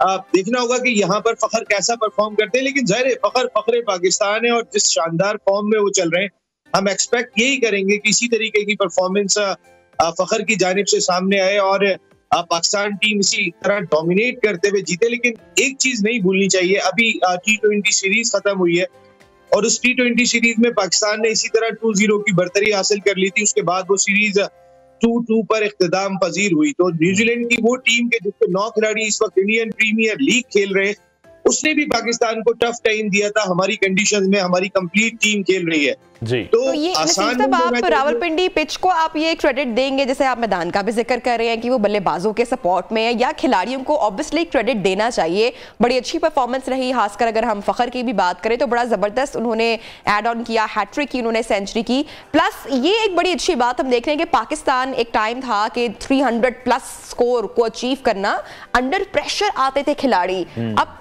एक अच्छा स्कोर है, पाकिस्तान चेस कर रहा है, अचीव कर रहा है, तो ये एक बड़ी अच्छी बात है। देखिए, आप अगर न्यूजीलैंड की टीम का भी जायजा लेंगी तो फिर वो भी डोमिनेट करते हुए दिखाई दिए। उनके डैरल मिचेल ने भी 2 सेंचुरियां स्कोर की, उनके यंग ने 86 रन स्कोर किए, उनके कैप्टन ने 98 रन स्कोर किए। तो पिंडी की पिच रन बहुत ज्यादा इस पे दिखाई देते हैं। अब क्या यही परफॉर्मेंस कराची में कंटिन्यू होती? क्योंकि अगर आप T20 के स्टैट्स उठा के देखें, ये तो ओडीआई सीरीज है, लेकिन जहां पे बहुत ज्यादा रन स्कोर करते हैं T20 के स्टैट्स के मुताबिक पिंडी में सबसे ज्यादा रन्स बने, अगर आप उसका रेशियो निकालते हैं, लाहौर में उसके बाद है और कराची में उससे भी कम है।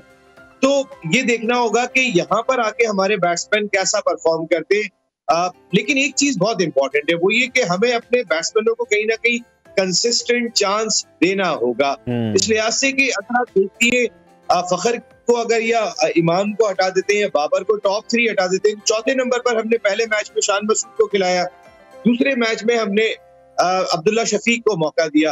तो किसी भी बैट्समैन के लिए एक मौका ना काफी है, आप एटलीस्ट को 2 मौके तो दें, वरना फिर हम ये कहेंगे कि इसकी परफॉर्मेंस नहीं, उसकी परफॉर्मेंस नहीं, तो हम अपने खिलाड़ियों को या बैट्समैनों को या बल्लेबाजों को ऐसा लगेगा कि आधा तीतर आधा बटेर बना के छोड़ देंगे, ना कि उनके एतमाद में इजाफा करें। अगर आज अब्दुल्ला शफीक को बिठाने के बाद आप इफ्तिखार अहमद को खिला देते तो ये इफ्तिखार अहमद के साथ भी इंसाफ नहीं होगा जो हारिस सोहेल की जगह टीम में जगह बनाने में कामयाब हुए। तो मेरी अपनी जाती राय में कंसिस्टेंट चांस बैटिंग डिपार्टमेंट में जरूर होना चाहिए जी। और फखर की लक भी आप देख रहे हैं कि उनका साथ दे रही है, उनका कैच भी ड्रॉप हुआ, रन आउट भी मिस हुआ।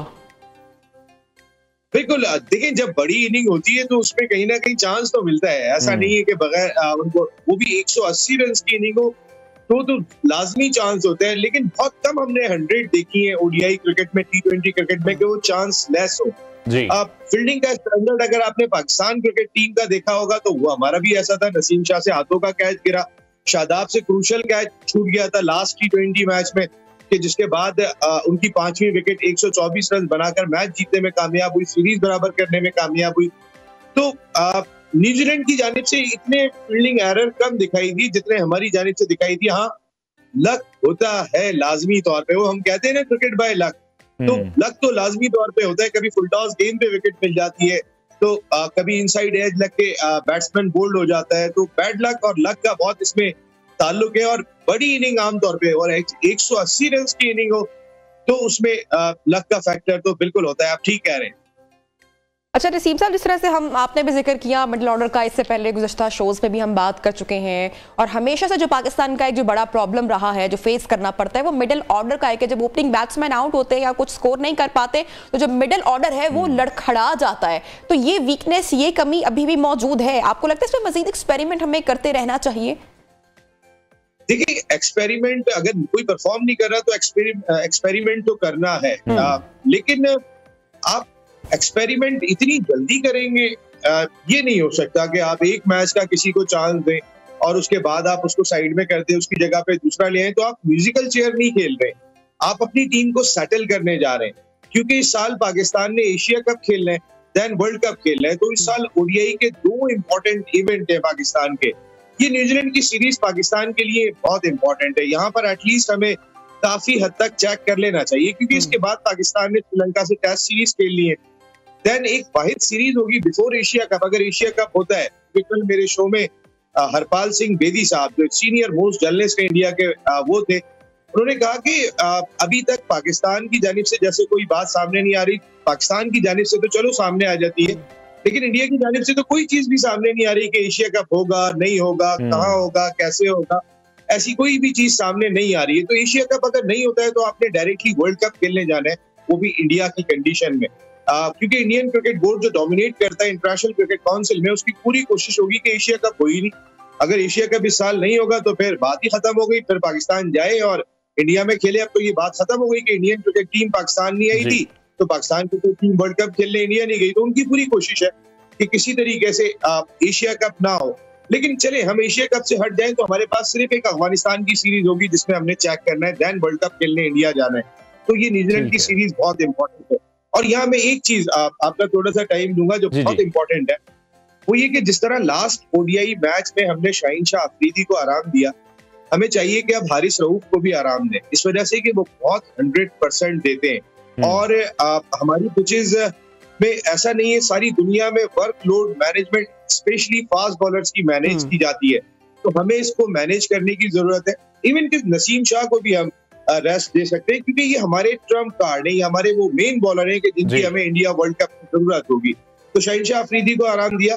मेरे ख्याल में आज के मैच में जो कराची में जो कल 3 तारीख को कराची में खेला जाएगा, आज प्रैक्टिस करेंगी, पहली प्रैक्टिस सेशन होगा दोनों टीमों का, यहाँ न्यूजीलैंड और पाकिस्तान का।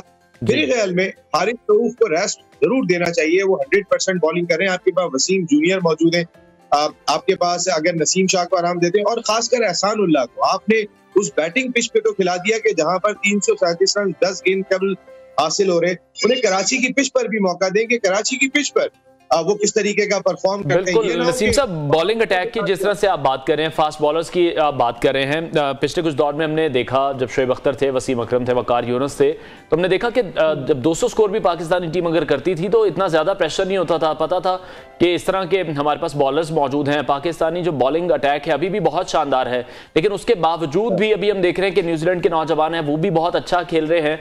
उस तरह से अभी हमारे बॉलर्स क्या प्रेशर बिल्डअप नहीं कर पा रहे, वो पेस नहीं पकड़ पा रहे? देखिए, आप वसीम, वकार, शोएब अख्तर से अभी मेरा नहीं ख्याल कि आप अपने फास्ट बॉलर्स को मिला सकते। वो थोड़ा सा जल्दी बन गए थे। और देखिए बड़ा इंपॉर्टेंट होता है ग्राउंड में ऐसे लोगों का होना कि जो अपनी टीम को बना ले। मैं मिसाल देता हूँ, जिस वक्त वसीम और वकार आए थे उस वक्त इमरान खान, जावेद मियादाद, वो दो ऐसे कैरेक्टर थे कि जो खिलाड़ियों को बनाना जानते थे। और खिलाड़ियों को बनाना हर किसी के बस की बात नहीं होती, और खास तौर पे जो इंटरनल ड्रेसिंग रूम का और डग आउट का माहौल होता है वो प्लेयर की डेवलपमेंट में बहुत इंपॉर्टेंट रोल प्ले करता है। गाइडेंस बहुत इंपॉर्टेंट होती है। आप जब भी वसीम अकरम का इंटरव्यू सुनेंगे वो जावेद मियादाद का नाम ले रहे होते हैं, वकार यूनुस का इंटरव्यू सुनेंगे वो उनका नाम ले रहे होते हैं। हमने कभी ये नहीं सुना शाहीन शाह अफरीदी, हारिस रऊफ या दीगर बॉलर से कि उनको बनाने में पाकिस्तान का कोई सीनियर प्लेयर उस तरीके से इन्वॉल्व था। देखिए इस टीम में कोई सीनियर प्लेयर है ही नहीं। अगर शाहीन शाह अफरीदी, बाबर आजम कोई बहुत ज्यादा फर्क नहीं है, हारिस रऊफ, बाबर आजम कोई बहुत ज्यादा फर्क नहीं है। हाँ, एक प्लेयर सरफराज अहमद जरूर था कि जिनके दौर में ये बाबर आजम, शाहीन शाह अफरीदी, फखर जमान, शादाब, फहीम अशरफ, ये बहुत हसन अली, ये बहुत सारे प्लेयर्स डेवलप हुए थे जब वो चैंपियंस ट्रॉफी जीत कर आए थे। वहीं से इनकी फ्लाइट जो है वो उड़ना शुरू हो गई थी। तो डेवलपमेंट बहुत इंपॉर्टेंट रोल है। और आप अभी फिलहाल तो इनसे नहीं मिला सकते, क्योंकि अगर वो न्यूजीलैंड की इस टीम को नहीं रोक पा रहे, वो शारजा की पिच के ऊपर रोक लिया करते थे। अभी हम इनसे इतनी एक्सपेक्टेशन ना लगाएं तो बेहतर है, लेकिन हमारे पास यही है और बेहतर है। अल्लाह का शुक्र है कि बाकी दुनिया से फिर ये बहुत बेहतर है। अच्छा नसीब साहब, आगे जैसे वर्ल्ड कप है और वेन्यू हम सबके सामने है, इंडिया में भी जो स्पिनर्स है वो जो उनके जो ग्राउंड्स हैं वो बड़ा सपोर्ट करते हैं स्पिनर्स को। तो हमारी जो टीम है अगर उसका जायजा लिया जाए तो जैसे सईद अजमल माजी में रहे, सकलैन मुश्ताक रहे, इनके पाए के कौन से स्पिनर्स आपको लगता है मौजूद हैं? अभी भी वीक नहीं है हम इस मामले में? बहुत अच्छा सवाल है आपका ये। देखिए मैंने भी अपने शो में कल रात को ये टॉपिक डिस्कस किया था। देखिए बात यह है कि वाकई में उस तरीके के चैंपियन स्पिनर हमारी टीम में दिखाई नहीं दे रहे। सकलैन मुश्ताक जिस तरीके से मैच जिता दिया करते थे, ओडीआई की मैं स्पेशली बात कर रहा हूँ, अब्दुल कादिर साहब ने बहुत ज्यादा ओडीआई नहीं खेली, इकबाल कासिम साहब ने नहीं खेली, लेकिन सकलैन मुश्ताक ऐसे बॉलर मिले थे। उसके बाद एक चेन हमें मिली थी। आप अगर देखेंगी तो सईद अजमल ने जिस तरीके से पाकिस्तान की फतवात में रोल प्ले किया था, हमें स्पिनर्स मिलते रहे। मुश्ताक अहमद 1992 वर्ल्ड कप के अंदर शानदार कारकर्दगी का मुजाहरा करके आए थे। आप हमारे पास स्पिनर नहीं है। एक अबरार स्पिनर अच्छा दिखाई दिया था मुझे, जो मिस्ट्री स्पिनर था, मुख्तलिफ बॉल करते थे। अबरार कहाँ चले गए? आपने क्यों अबरार को अब तक ट्रेन नहीं किया? देखिए शादाब, मुझे वो शादाब नजर नहीं आ रहे हैं। अगर आप उनकी बॉलिंग देखेंगे तो फिर जितने वो एक्सपेंसिव चल रहे हैं और दरमियान में जिस तरह वो विकेट लेके दिया करते थे, उनकी वो परफॉर्मेंस दिखाई नहीं दे रही है। आप अम्माद वसीम ने आके कहीं ना कहीं आपकी बॉलिंग को स्ट्रेंथन किया, स्पिन बॉलिंग को, वरना आपकी स्पिन बॉलिंग तो इस वक्त वाकई आपका जो सवाल है ये इस वक्त पाकिस्तान क्रिकेट के हवाले से बहुत बड़ा सवालिया निशान है कि हमारे स्पिनर्स क्यों नहीं प्रोड्यूस हो रहे हैं। और खास तौर पे हमारी जहां इतनी T20 क्रिकेट हो रही है, तो फिर हसरंगा को अगर आप उठा के देखेंगे, सारी दुनिया में आपको स्पिनर्स कहीं ना कहीं टीम में अच्छे दिखाई दे रहे हैं। पाकिस्तान इस डिपार्टमेंट में लैग कर रहा है।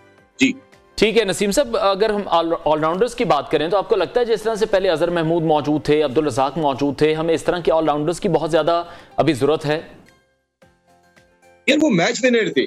देखिए वो बहुत बड़ा फर्क है। वो जिस दिन ऑन अ डे 5 आउट करते थे, 50 रन भी करते थे। आपने कितनी दफा फहीम अशरफ को ये करते हुए देखा है? वसीम जूनियर को तो मैं ऑलराउंडर मानता ही नहीं हूँ। वो तो एक बॉलिंग बॉलर मैं उनको कहता हूँ, क्योंकि बैटिंग में जब उनको मौका मिला, मेरे ख्याल है अगर 10 मरतबा मिला होगा तो 9 मरतबा नाकाम रहे। उनके बैट से गेंद नहीं लग रही होती है, तो उनको ऑलराउंडर हम करार देते। हम इस डिपार्टमेंट में बहुत लैग कर रहे हैं। फहीम अशरफ, देखिए मेरे ख्याल में अगर आप इंडिया के सर्कमस्टांसेस देखें, जो माजी में देखें हमने, तो उस लिहाज से आपको शायद मीडियम फास्ट बॉलर की सूरत में ऑलराउंडर दरकार नहीं होगा। आपको स्पिनिंग ऑलराउंडर दरकार होंगे। आपको फोकस करना पड़ेगा शादाब पे। अम्माद को अभी आपने ओडीआई में शामिल नहीं किया। मेरे ख्याल में हो सकता है ये बेहतर डिसीजन हो इस लिहाज से कि अम्माद काफी अरसे से ओडीआई नहीं खेले, फर्स्ट क्लास क्रिकेट नहीं खेले, उनकी फिटनेस का स्टैंडर्ड क्या। लेकिन अम्माद को एक बात समझ आ जानी चाहिए, वो जिस फॉर्म में दिखाई दे रहे हैं उन्हें अपनी फिटनेस पे काम करना होगा। ओडीआई के लिए, वर्ल्ड कप के लिए बहुत इंपॉर्टेंट हो सकते हैं। अच्छा नसीम साहब, जिस तरह हम ओवरऑल अपनी टीम का इस वक्त टीम कॉम्बिनेशन देखें तो आप इसको किस तरीके से रैंक करते हैं? आगे वर्ल्ड कप जैसा बड़ा मार्का आ रहा है, मिकी ऑर्थर की भी स्टेटमेंट सामने आई कि Pakistani team world cup win करने की सिचुएशन में है, कर सकती है। तो आपको लगता है कि एक बड़ा जबरदस्त क्रिकेट देखने को मिलेगी, बड़ा जबरदस्त मुकाबला होगा और पाकिस्तान जो है विन विन सिचुएशन में होगी होपफुली? देखिए मैंने 3 मरतबा में इंडिया गया और पाकिस्तान क्रिकेट टीम के साथ सानिया शुएब की शादी कवर की मैंने, वहां जाके पहला IPL कवर किया और वर्ल्ड कप जाके कवर किया, 3-4 दफा जाना हुआ।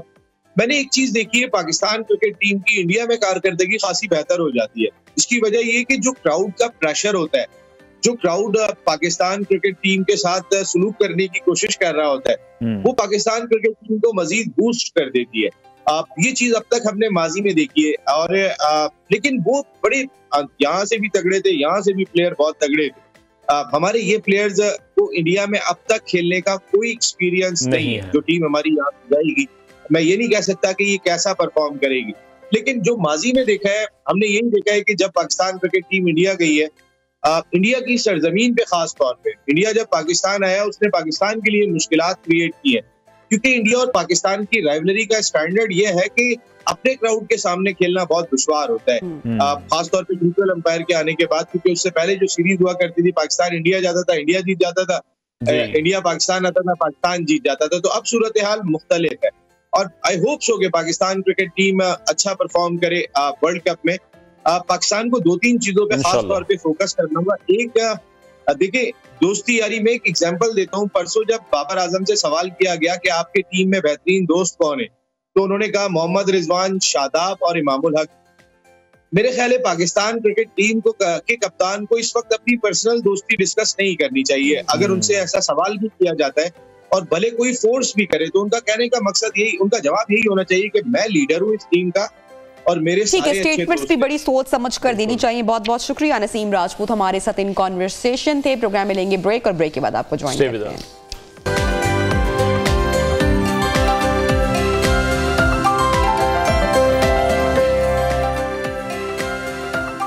Welcome back. और अब कुछ बात करेंगे। पाकिस्तान को तंबाकू की सनत में गैर कानूनी सिगरेट के फैलाव की वजह से अहम चैलेंजेस का सामना है। हुकूमत IMF के दबाव पर इजाफी टैक्सेस के लिए सिगरेट पर फरवरी में 15% इजाफी एक्साइज टैक्स लगाया। इस इजाफे के बाद पाकिस्तान गैर कानूनी सिगरेट की फरोख्त में 40% हिस्से के साथ दूसरे नंबर पर आ चुका है, जबकि मलेशिया इस वक्त 50% के साथ पहले ही नंबर पर मौजूद। और इस 15% इजाफे के बाद अगर मुल्क में हम देखें तो कानूनी सिगरेट की फरोख्त में 50% कमी आई है, जिसका मतलब है कि FBR के जो अंदाजे थे कि ये सिगरेट पर टैक्स में इजाफा करके टैक्स के टारगेट को पूरा कर लेंगे, वो अब पूरे होते हुए मुमकिन नहीं लग रहे, जबकि माजी की तरह इस दफा भी एक्साइज ड्यूटी में इजाफे से गैर कानूनी सिगरेट्स को फायदा पहुंचा है। इस वक्त अगर बात की जाए, पाकिस्तान में तंबाकू की कुल खपत जो है तकरीबन नाजरीन 80 बिलियन सिगरेट जो हैं वो स्टिक्स मौजूद हैं, जिसमें स्टॉक्स मौजूद है, जिसमें से मकामी टैक्स चोरी करने वाली जो कंपनियां हैं तकरीबन 32.6 बिलियन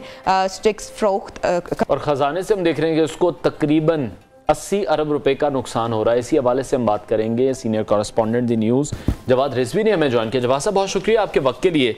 सिगरेट की कीमतों में हम देख रहे हैं इजाफा भी हुआ। कोशिश तो यही की गई कि इससे टैक्स महसूलात में जो आमदनी है वो FBR को किसी ना किसी तरह से मिल सके, लेकिन पाकिस्तान में हर तरह के वो रास्ते तो मौजूद हैं, कहीं ना कहीं कुछ सकूम मौजूद हैं। तो किस तरह से आप देख रहे हैं कि अब नुकसान पहुँच रहा है, इस इंडस्ट्री को नुकसान पहुँच रहा है या फिर FBR को बहुत ज़्यादा नुकसान पहुँच रहा है? इसमें ना 2-3-4 चीज़ें आ जाती हैं। जो आपका सवाल है कि पहले नंबर पे हमारी जो इंडस्ट्ट्री है जो टैक्स दे रही है वो 98% 2 मल्टीनेशनल कंपनियां दे रही हैं, और बाकी जो है हमारी लोकल जो टैक्स क्या नाम है सिगरेट प्रोड्यूसिंग कंपनीज है, उनका टैक्स में शेयर नेग्लिजिबल है।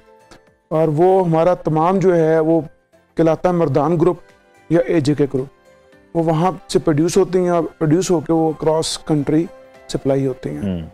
अगर हम देखें कोई भी जो ब्रांडेड सिगरेट है, हम उसको लेने जाते हैं तो आपको उसकी कीमत मिलती है, बाजार में जाते हैं 450-500 रुपये।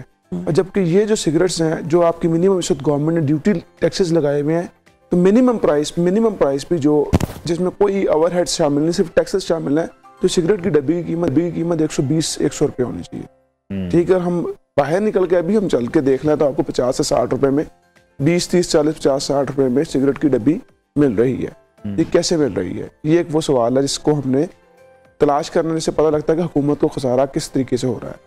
दूसरी बात यह है कि हमारा जो ड्यूटी टैक्सेस का स्ट्रक्चर है वो ओनली फोकस्ड ऑन दी जो हमारा ओवरऑल हम टैक्सेस को देखें तो हम ये कहते हैं जो टैक्स दे रहा है उसी को मिल्क करें। और ये मुसलसल डिबेट भी होती है कि जो टैक्स पेइंग सेक्टर्स हैं गवर्नमेंट उसी को डिबेट, उसी को मिल्क करी जाती है। जो टैक्स नेट में नहीं है वो मौज कर रहे हैं, उसको ना कोई छेड़ता है ना कुछ कहता है, और वो अपना चलाए रखते हैं। आपने हुकूमती खसारे की बात की है, कोई एक डिपार्टमेंट या कोई एक वो नहीं है जहाँ पर हुकूमत को लॉस हो रहा हो? दीगर जो बड़े शोबे हैं जो टैक्स चोरी कर रहे हैं, उसमें चाय, cigarette, tyre, mobile oil, pharmaceutical और रियल स्टेट शामिल है। तो हुकूमत इसको कंट्रोल करने के लिए इतना बड़ा जो ये लॉस हो रहा है, 400 से 500 अरब रुपए तक जा रहा है, जो हुकूमत बर्दाश्त कर रही है, तो कुछ इकदाम तो उठाए नहीं जा रहे? इसमें ना अभी जो पहले 10 महीने का जो एस्टिमेट्स आया है, रेवेन्यू शॉर्टफॉल जो 400 अरब रुपए गवर्नमेंट टैक्स कलेक्ट नहीं कर सकी। अब रियल स्टेट को कैसे करें? रियल स्टेट में हमारे इतने बड़े स्टेक होल्डर्स हैं, उसके अंदर गवर्नमेंट हाथ नहीं डालती। बड़ा आसान तरीका है कि आप नॉन टैक्स पेयर के लिए अलग टैक्स रेट है और टैक्स पेयर के लिए, फाइलर के लिए अलग टैक्स रेट है। ये ही डिस्क्रिपेंसी खत्म कर दी जाए तो सबसे पहले टैक्स आ जाएगा। फिर जो गवर्नमेंट का फोकस, जैसे आपने सेक्टर्स का बताया, पहले 3 सेक्टर्स जो हैं उसमें बहुत ज्यादा जो है स्मगलिंग भी शामिल है। चाहे भी जो है स्मगलिंग किस तरह होती है? अंडर इनवाइसिंग होती है। चीज की एक्चुअल वैल्यू है $1,000, उसकी इनवाइस क्लियर हुई $100 पे, तो $900 की जो बीच में ड्यूटी विजन हो गई, इस तरह हो गई। इस तरह टायर्स जो हैं आपके शहर में, आपके मुल्क में फिरते फिर रहे हैं। आपकी एक बड़ी कंपनी जो टैक्स टायर प्रोड्यूस कर रही है और वो चीखती चिल्लाती रहती है, लेकिन हमारे टायर्स के ऊपर कोई फर्क नहीं पड़ता। वहाँ ट्रेड के नाम पे वो यहाँ पे आते हैं, यहाँ पे हर तरह के टायर बिकते हैं। हम सब ने इम्पोर्टेड टायर अपनी गाड़ियों में डलवाए हुए, हम लोकल टायर नहीं डलवाते। तो ये वो हमारे फैक्टर्स हैं जिसपे गवर्नमेंट किसी भी तरह से फोकस नहीं कर रही होती। अब देखिए, सिर्फ पहले 10 माह में 400 बिलियन का से ज्यादा का हमने जो अपना टारगेट सेट किया था वो अचीव नहीं कर पा रहे। अब जो आगे 2-3 महीने हमने टैक्स वहां पे कहां से कलेक्ट करना है? इकोनॉमिक कंडीशन आपके सामने है, मुल्क की पहली इकोनॉमी जो सिकुड़ रही है, मुसलसल लोगों के कारोबार नहीं चल रहे, और गवर्नमेंट ने अपने नए टैक्सेस लगाने के लिए फिर वही जो हमने पहले बात की, सिगरेट के ऊपर एक्स्ट्रा टैक्स लगा दिया। और जो सिचुएशन ये है कि जब गवर्नमेंट ने फरवरी में 15% एक्स्ट्रा ड्यूटी लगी, तो 1 महीने के अंदर, 1.5 महीने के अंदर 0 सेल थी 2 बड़ी कंपनियों की। ये मैं आपको ऑन रिकॉर्ड डाटे की बेस पे बात कर रहा हूँ। 2 कंपनियों ने कोई सिगरेट उनका नहीं बिका, और उसके बरक्स दूसरा जो है इलीगल है, स्मगल्ड है। और वो जो मसला इलीगल स्मगल्ड से ज्यादा इलीगल लोकली इजीली अवेलेबल है, हर शॉप पे अवेलेबल है, चेक नहीं है, लेकिन उसका कोई चेक एंड बैलेंस नहीं है। किस डिपार्टमेंट के अंडर है, क्या वो इतने बेखबर? WHO पिक्टोरियल वार्निंग है पाकिस्तान के अंदर। पाकिस्तान WHO सिग्नेटरी है। सिगरेट की डब्बी कोई भी pictorial warning of the cancers and other disease नहीं सेल हो सकती। ये वो हैं जो ना सिर्फ टैक्स ड्यूटी चोरी कर रहे हैं, बल्कि जो पिक्टोरियल वार्निंग्स हैं WHO के मैंडेटरी के, आप और मैं सिगरेट के पीने वाले नहीं है तो हमें तो बुरा लगता है, लेकिन पीने वाले उनको वार्न कर रहे हैं कि इससे ये, और आपने भी देखा कितनी बदतरीन तस्वीरें होती हैं, लेकिन वो तस्वीरों का बगैर तो जिसको पिक्टोरियल वार्निंग जानी है उसको पिक्टोरियल वार्निंग भी नहीं जाती। अच्छा, तो हाँ, बिल्कुल जवाब साहब, लेकिन अब ये जो टैक्सेस लगाए गए थे, इसकी सबसे बड़ी वजह तो ये थी कि कंजप्शन में कमी है, लेकिन वो कमी तो कहीं नहीं नजर आ रही। यकीनी तौर पर वजह इलीगल सिगरेट्स भी हैं, स्मगल्ड सिगरेट्स भी हैं, लेकिन कोई और सख्ती भी क्या फिर इस पर करनी चाहिए? जो छोटे बच्चे हैं उनको भी इजीली अवेलेबल हैं, यहाँ पर कोई कानून तो है ही नहीं। ये ना एक बड़ी अजीब सी सिचुएशन है। अगर हम देखें, ये कुछ ऐसी चीजें होती हैं कंजम्पशन की जिनकी डिमांड इनलास्टिक होती है। यानी ये नशे की चीजें आती हैं ना, तो नशा आपको पता है कि जो दूसरे नशा है, सिगरेट है, आइस है, फ्यूम है या हेरोइन वगैरह, वो कितनी महंगी होती है, लेकिन जो इस्तेमाल कर रहा होता है उसके लिए वो जितनी मर्जी महंगी हो जाए उसने वो खरीदनी है। सिगरेट के सिचुएशन में जो स्मोकर है, जो इनटेक कर रहा है, क्या नाम है, किसी भी तरीके से निकोटीन का, उसके लिए इनइलास्टिक है, क्योंकि उसकी एक डिमांड है। जैसे हम खाना खाते हैं, हमारी एक खाने की एपेटाइट है, वो हमारे किसी ना किसी तरीके से हमने पूरी करनी है। इसी तरह सिगरेट की भी ये है, लेकिन फार्मूला क्या है? दुनिया के बहुत सारे मुल्कों में सिगरेट इससे भी ज्यादा महंगा है। अगर हम वेस्ट में बात करें तो सिगरेट इतना महंगा है कि आप सोच नहीं सकते। वहां पे आपने भी विजिट किया होगा, वो स्मोकर जो होते हैं आधी सिगरेट पीते हैं, बुझाते हैं, अपने पास रख लेते हैं, यहाँ से लोग लेकर जाते हैं, यहाँ से लेकर जाते हैं, या सिगरेट आधी पीते हैं, बुझा के अपन वापस रख लेते हैं, दोबारा पीते हैं। उन्हें पता होता है कितनी महंगी है। यहाँ पे ये डिफरेंस है कि ये इतनी नहीं, तो उसके लिए वहाँ पे इलीगल नहीं है, तो वहाँ पे नेग्लिजिबल इलीगल। अपने पाकिस्तान की सिर्फ बात करें कोशिश के बावजूद भी, जैसे ननवारे सवाल के कि हमें फ़र्क जो है वो महसूस नहीं हुआ, तो तमाम सिगरेट मैन्युफैक्चरर्स हैं उन पर यकसां टैक्स लागू होना चाहिए, इससे फ़र्क पड़ेगा? बिल्कुल इससे फ़र्क पड़ेगा। मैं हमारे यहाँ वही हम कह रहे हैं, बदकिस्मती ये है कि हमारे पॉलिसी मेकर्स जो है ना, वो किसी के इंटरेस्ट को वॉच करते हैं। कायमा कमेटी थी, एक स्टैंडिंग कमेटी जो सेनेट की, उसके अंदर चेयरमैन FBR ने कहा, जिसके ऊपर हमारे एक सेनेटर्स का ग्रुप है, मर्दान ग्रुप कहलाता है, और वो मैनूवर करता है बहुत ज़्यादा सेनेट के अंदर भी चीज़ें, और क्या नाम है, इवन चेयरमैन सेनेट बनाने में भी उनका बड़ा अमल दखल आ जाता है। They are the actually investors, वो पैसे खर्च करते हैं, पैसे खर्च करके टिकट्स खरीदते हैं और टिकट्स खरीद के सेनेटर बनते हैं। When they have spent the money, they have obviously look after their interest। तो उसके अंदर उन्होंने कहा जी जो FED है वो जो लगी है 15% जो एक्स्ट्रा लगी थी, तो उसके अंदर हम डोमेस्टिक को प्रोटेक्ट करेंगे। ये ऑन रिकॉर्ड है, it is reported. Chairman FBR कह रहा है। जब चेयरमैन FBR जो एक स्टेट ऑर्गन है जिसने टैक्स कलेक्ट करना है वो उनको प्रोटेक्ट करने के लिए बैठा हुआ है, तो फिर जो टैक्स पेयर है वो किधर जाएगा? तो ये वो पॉलिसी ड्रॉबैक्स हैं कि जहां से हम जो है ना मार खाते हैं। हम देखें, बड़ी सिंपल सी बात है, जिसने भी कारोबार करना है एक सेट रूल एंड प्रोसीजर्स बने हुए हैं, उसके मुताबिक सारे ड्यूटी एंड टैक्सेस दें और चलाएं। हत्ता कि आप ये अंदाजा लगाएं कि हमारे जो लोकल सिगरेट मैन्युफैक्चरर थे, उन्होंने FBR ने एक बहुत सा सिस्टम 2 साल पहले लॉन्च किया, ट्रैक एंड ट्रेस सिस्टम। ठीक है, ट्रैक एंड ट्रेस सिस्टम के अंदर उन्होंने 5 सेक्टर को लेके आए थे कि जिसमें जो चीज प्रोड्यूस होगी स्टैम्प्ड होगी, जब वो निकलेगी सेल होने तक उसकी ट्रेसेबिलिटी होगी। तो इन लोकल सिगरेट मैन्युफैक्चरर्स ने उसको कोर्ट में चैलेंज कर दिया, अपने ऊपर इंप्लीमेंट नहीं होने दिया। अब लास्ट वीक में इस्लामाबाद हाई कोर्ट ने उसको सेट असाइड करके उन्होंने कहा कि इनको भी इसके ऊपर इंप्लीमेंट करे। इवन प्राइम मिनिस्टर साहब ये कहते हैं कि इनको लेके आए टैक्स नेट में, लेकिन वो शायद प्राइम मिनिस्टर से भी ज्यादा ताकतवर लोग हैं जो नहीं आने देते। आप ये जस्ट इमेजिन के अगर for a moment you just imagine के 2 कंपनियों में से एक कंपनी या 2 कंपनियां पाकिस्तान से बाहर चली जाती हैं वापस, तो आपके कितने बिलियन डॉलर्स की इन्वेस्टमेंट खत्म हो जाएगी। और वो टैक्स तो आपको जो साल का 150-200 बिलियन दे रहे हैं वो तो जाएगा जाएगा, जो उनकी डायरेक्ट इन्वेस्टमेंट्स हैं, एम्प्लॉयमेंट्स हैं, वो सारी विड्रॉ हो जाएंगी। लेकिन उसकी तरफ हमारे शायद पॉलिसी मेकर्स जिन्हें 150-200 अरब रुपये आ रहा है टैक्सेस के अंदर, वो ध्यान नहीं देते। और IMF को भी ये चीज भेजते हैं। IMF ने कभी ये नहीं कहा कि आप इनको टैक्स करें। IMF का सिर्फ एक एजेंडा होता है कि भाई जो नॉन टैक्सड है, जो आपके अंदर सिस्टम में लूप होल्स हैं, डिस्क्रिपेंसीज हैं, उनको ब्लॉक करें ताकि आपके रेवेन्यू जनरेशन इंक्रीज हो और आपका सिस्टम ठीक चले। ठीक है, लेकिन हम फिर वापस चले जाते हैं जो टैक्स दे रहे हैं, इस तरह उनको हम तंग करते हैं। और आप इनकम टैक्स में देख लें, जो टैक्स दे रहा होता है उसको मुसलसल रिटर्न्स की क्या नाम, फाइलर की क्या नाम, नोटिस आते रहते हैं। ठीक है, और जो नहीं दे रहा होता उसको प्रोवाइड। अच्छा, ई सेक्टर में हमने काफी हद तक इजाफा देखा है, जैसे कि टैक्स पर सिगरेट पर टैक्स आयद हुआ है, तो लोगों का खासकर जो यंगस्टर्स हैं उनका रुझान काफी तब्दील हुआ है ई सिगरेट की तरफ गया। तो वहां पर भी कोई टैक्स वगैरह या कानून हम देखते हैं? ई सेक्टर्स का बहुत मजेदार चीज है कि पाकिस्तान में उसकी रेगुलेशन ही नहीं है। उसकी रेगुलेशन अभी तक हमारे जो कंसर्न डिपार्टमेंट है, हेल्थ डिपार्टमेंट फेडरल जो है, वो उसको अप्रूव नहीं कर रहा। अभी तक जितना भी ई सिगरेट्स की चीजें आ रही हैं, वैप्स या ई सिगरेट्स जितने भी, वो उसकी कोई रेगुलेशंस नहीं है। और वो जितनी भी आ रही हैं वो टोटल ऑलमोस्ट अनडॉक्यूमेंटेड आ रही हैं। जितने भी यहाँ पे सेल हो रही है उसकी कोई, यानी गवर्नमेंट को टैक्सेस में कोई फायदा नहीं हो रहा। और ये भी एक बड़ा क्वेश्चन है कि ये इसको क्यों नहीं कर रहे, उसको करें। उसमें क्या है, ये एक बड़ी साइंटिफिक चीज है, इसके ऊपर भी मैंने पढ़ा हुआ बहुत है, ऑब्जर्वेशन भी है मेरी, कि जो ई सिगरेट्स है वो निकोटीन सिर्फ बंद करता है, उसके अंदर टार नहीं आता। स्मोक के जब आप स्मोकिंग करते हैं तो उसके अंदर एक टार होता है जो पेपर के जलने की वजह से होता है, और एक निकोटीन होती है। तो ई सिगरेट में सिर्फ आप निकोटीन ले रहे होते हैं, उसमें कोई दूसरी चीज नहीं आ रही होती बर्निंग की वजह से। वो मतलब एक पूरी साइंटिफिक चीजें हैं कि किस तरह आपको वो इफेक्ट करती हैं अदर देन निकोटीन, जो आपको डेंजरस होती हैं।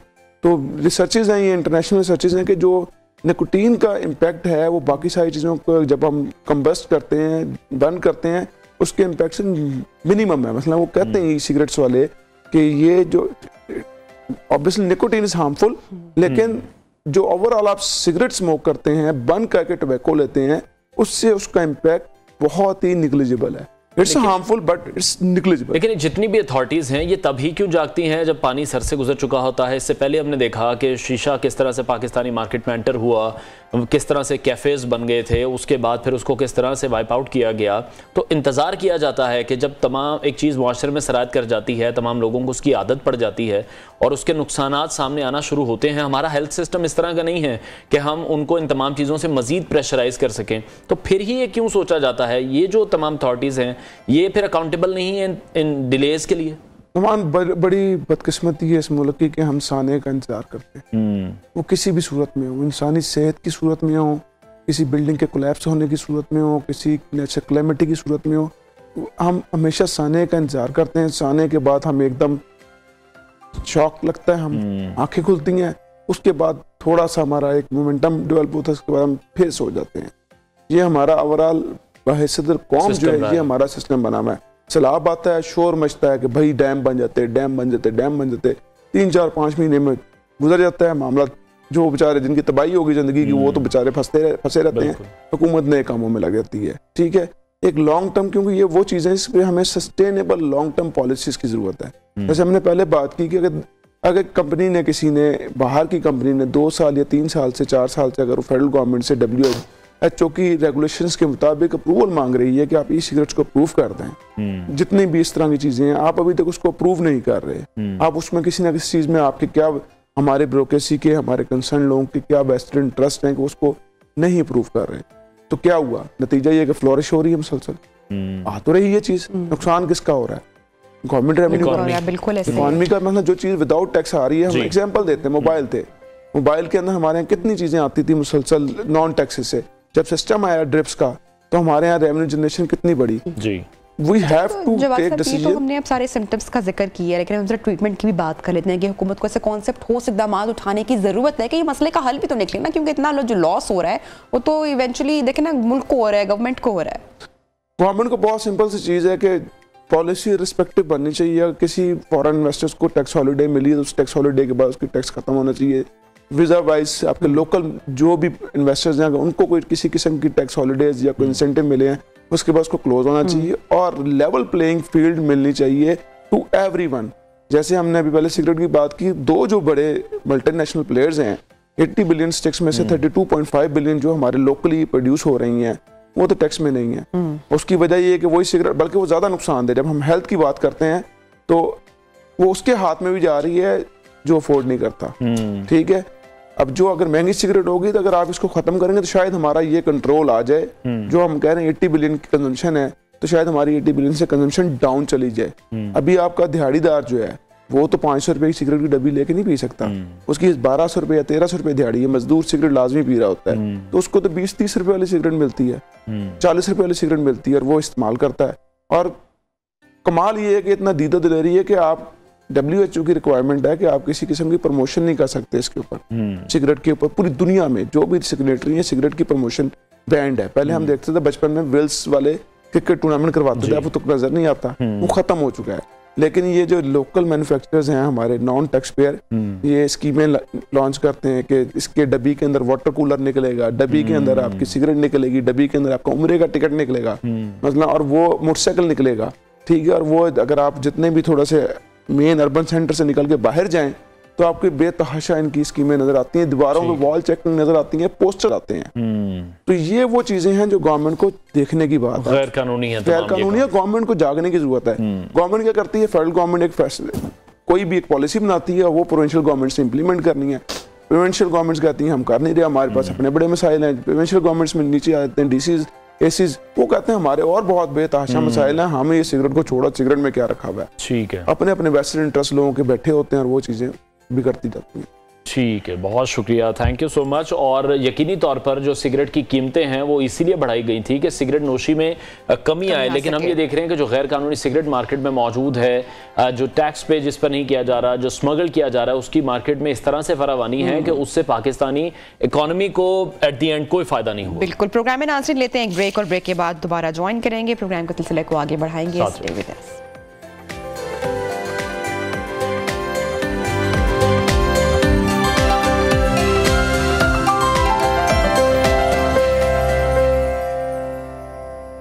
Welcome back. और अब कुछ बात करेंगे MMA फाइटिंग यानी मिक्स्ड मार्शल आर्ट्स का। ख्याल जब भी जहन में आता है तो मार धाड़ी नजर आने लगती है। खेल बिल्कुल भी आसान नहीं है, इस पर एक दूसरे पर इस तरह से हमले करने होते हैं कि दूसरा बिल्कुल ही बेचारा बनकर रह जाए और उठ ना सके, तो फिर आपकी जो जीत होती है तो वो यकीनी होती है। और पाकिस्तान में अगर हम MMA फाइटिंग का नाम लें तो फिर हम अहमद मुश्तबा को बिल्कुल नहीं। बिल्कुल। और नाज़रीन, यौम कश्मीर वाले दिन भारत को नॉकआउट करने वाले अहमद मुश्तबा आजकल अमेरिका में है मसरूफ, और 5 मई को उनकी बहुत ही अहम फाइट भी आने वाली है। उसके लिए हम उन्हें बेस्ट ऑफ लक भी कहेंगे। बहरहाल फिलहाल हमें अमेरिका से ज्वाइन किया है अहमद मुश्तबा ने। Ahmad, thank you so much for, बहुत ट्रेनिंग वगैरह चल रही होगी, आई एम श्योर आपकी अहम फाइट आने वाली है, और आप अपनी आने वाली फाइट के लिए कितना प्रिपेयर हो रहे हैं और कैसी तैयारी करते हैं?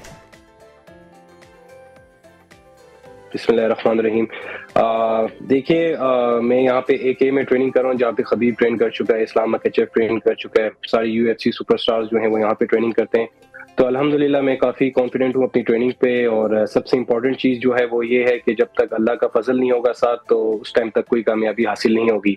तो हर चीज़ का अल्लाह ताला ने प्लान किया हुआ है और उसी पे उम्मीद है इंशाल्लाह। तो इंशाल्लाह 5 मई को I'll do my best and will represent my country at the best, you know, and will get the win with the fazl of Allah इंशाल्लाह। इंशाल्लाह। अहमद, कितने घंटे ट्रेनिंग करते हैं और ट्रेनिंग किस किस्म की होती है, हमसे शेयर कीजिएगा जरा। और अमेरिका में ट्रेनिंग से आपको लगता है कोई पैटर्न डिफरेंट है वहां पर?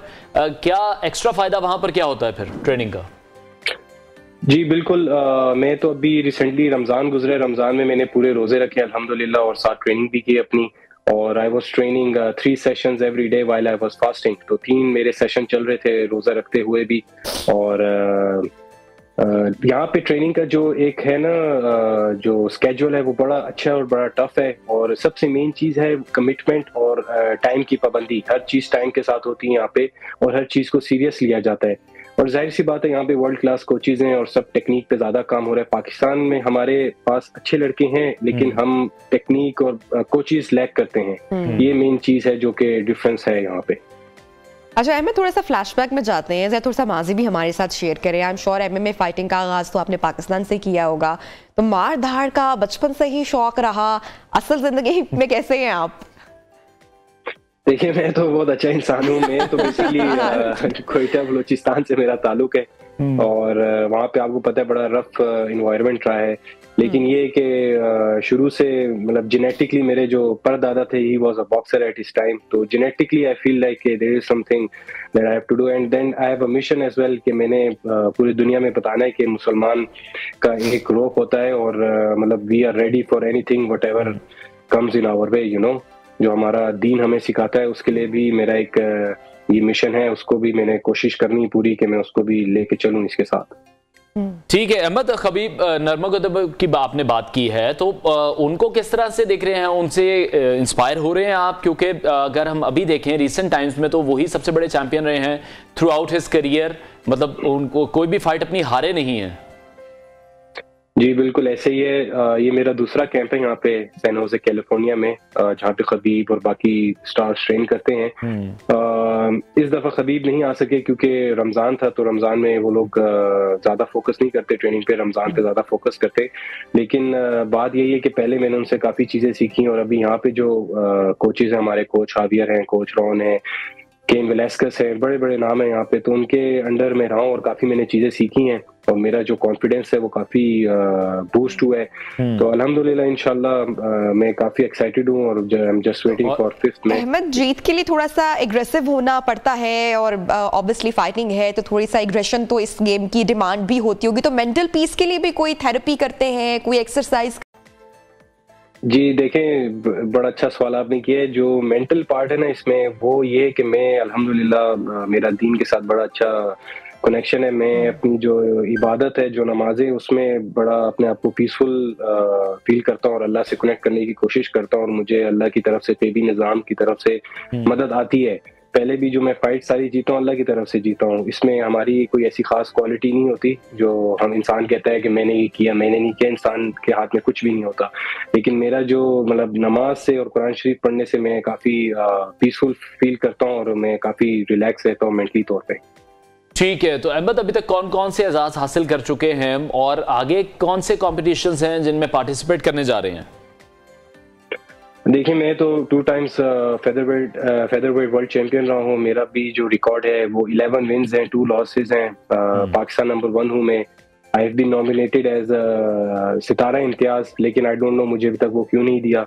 और I have been nominated as the best player from DGISPR और प्राइड ऑफ पाकिस्तान। बहुत सारी अचीवमेंट्स हैं।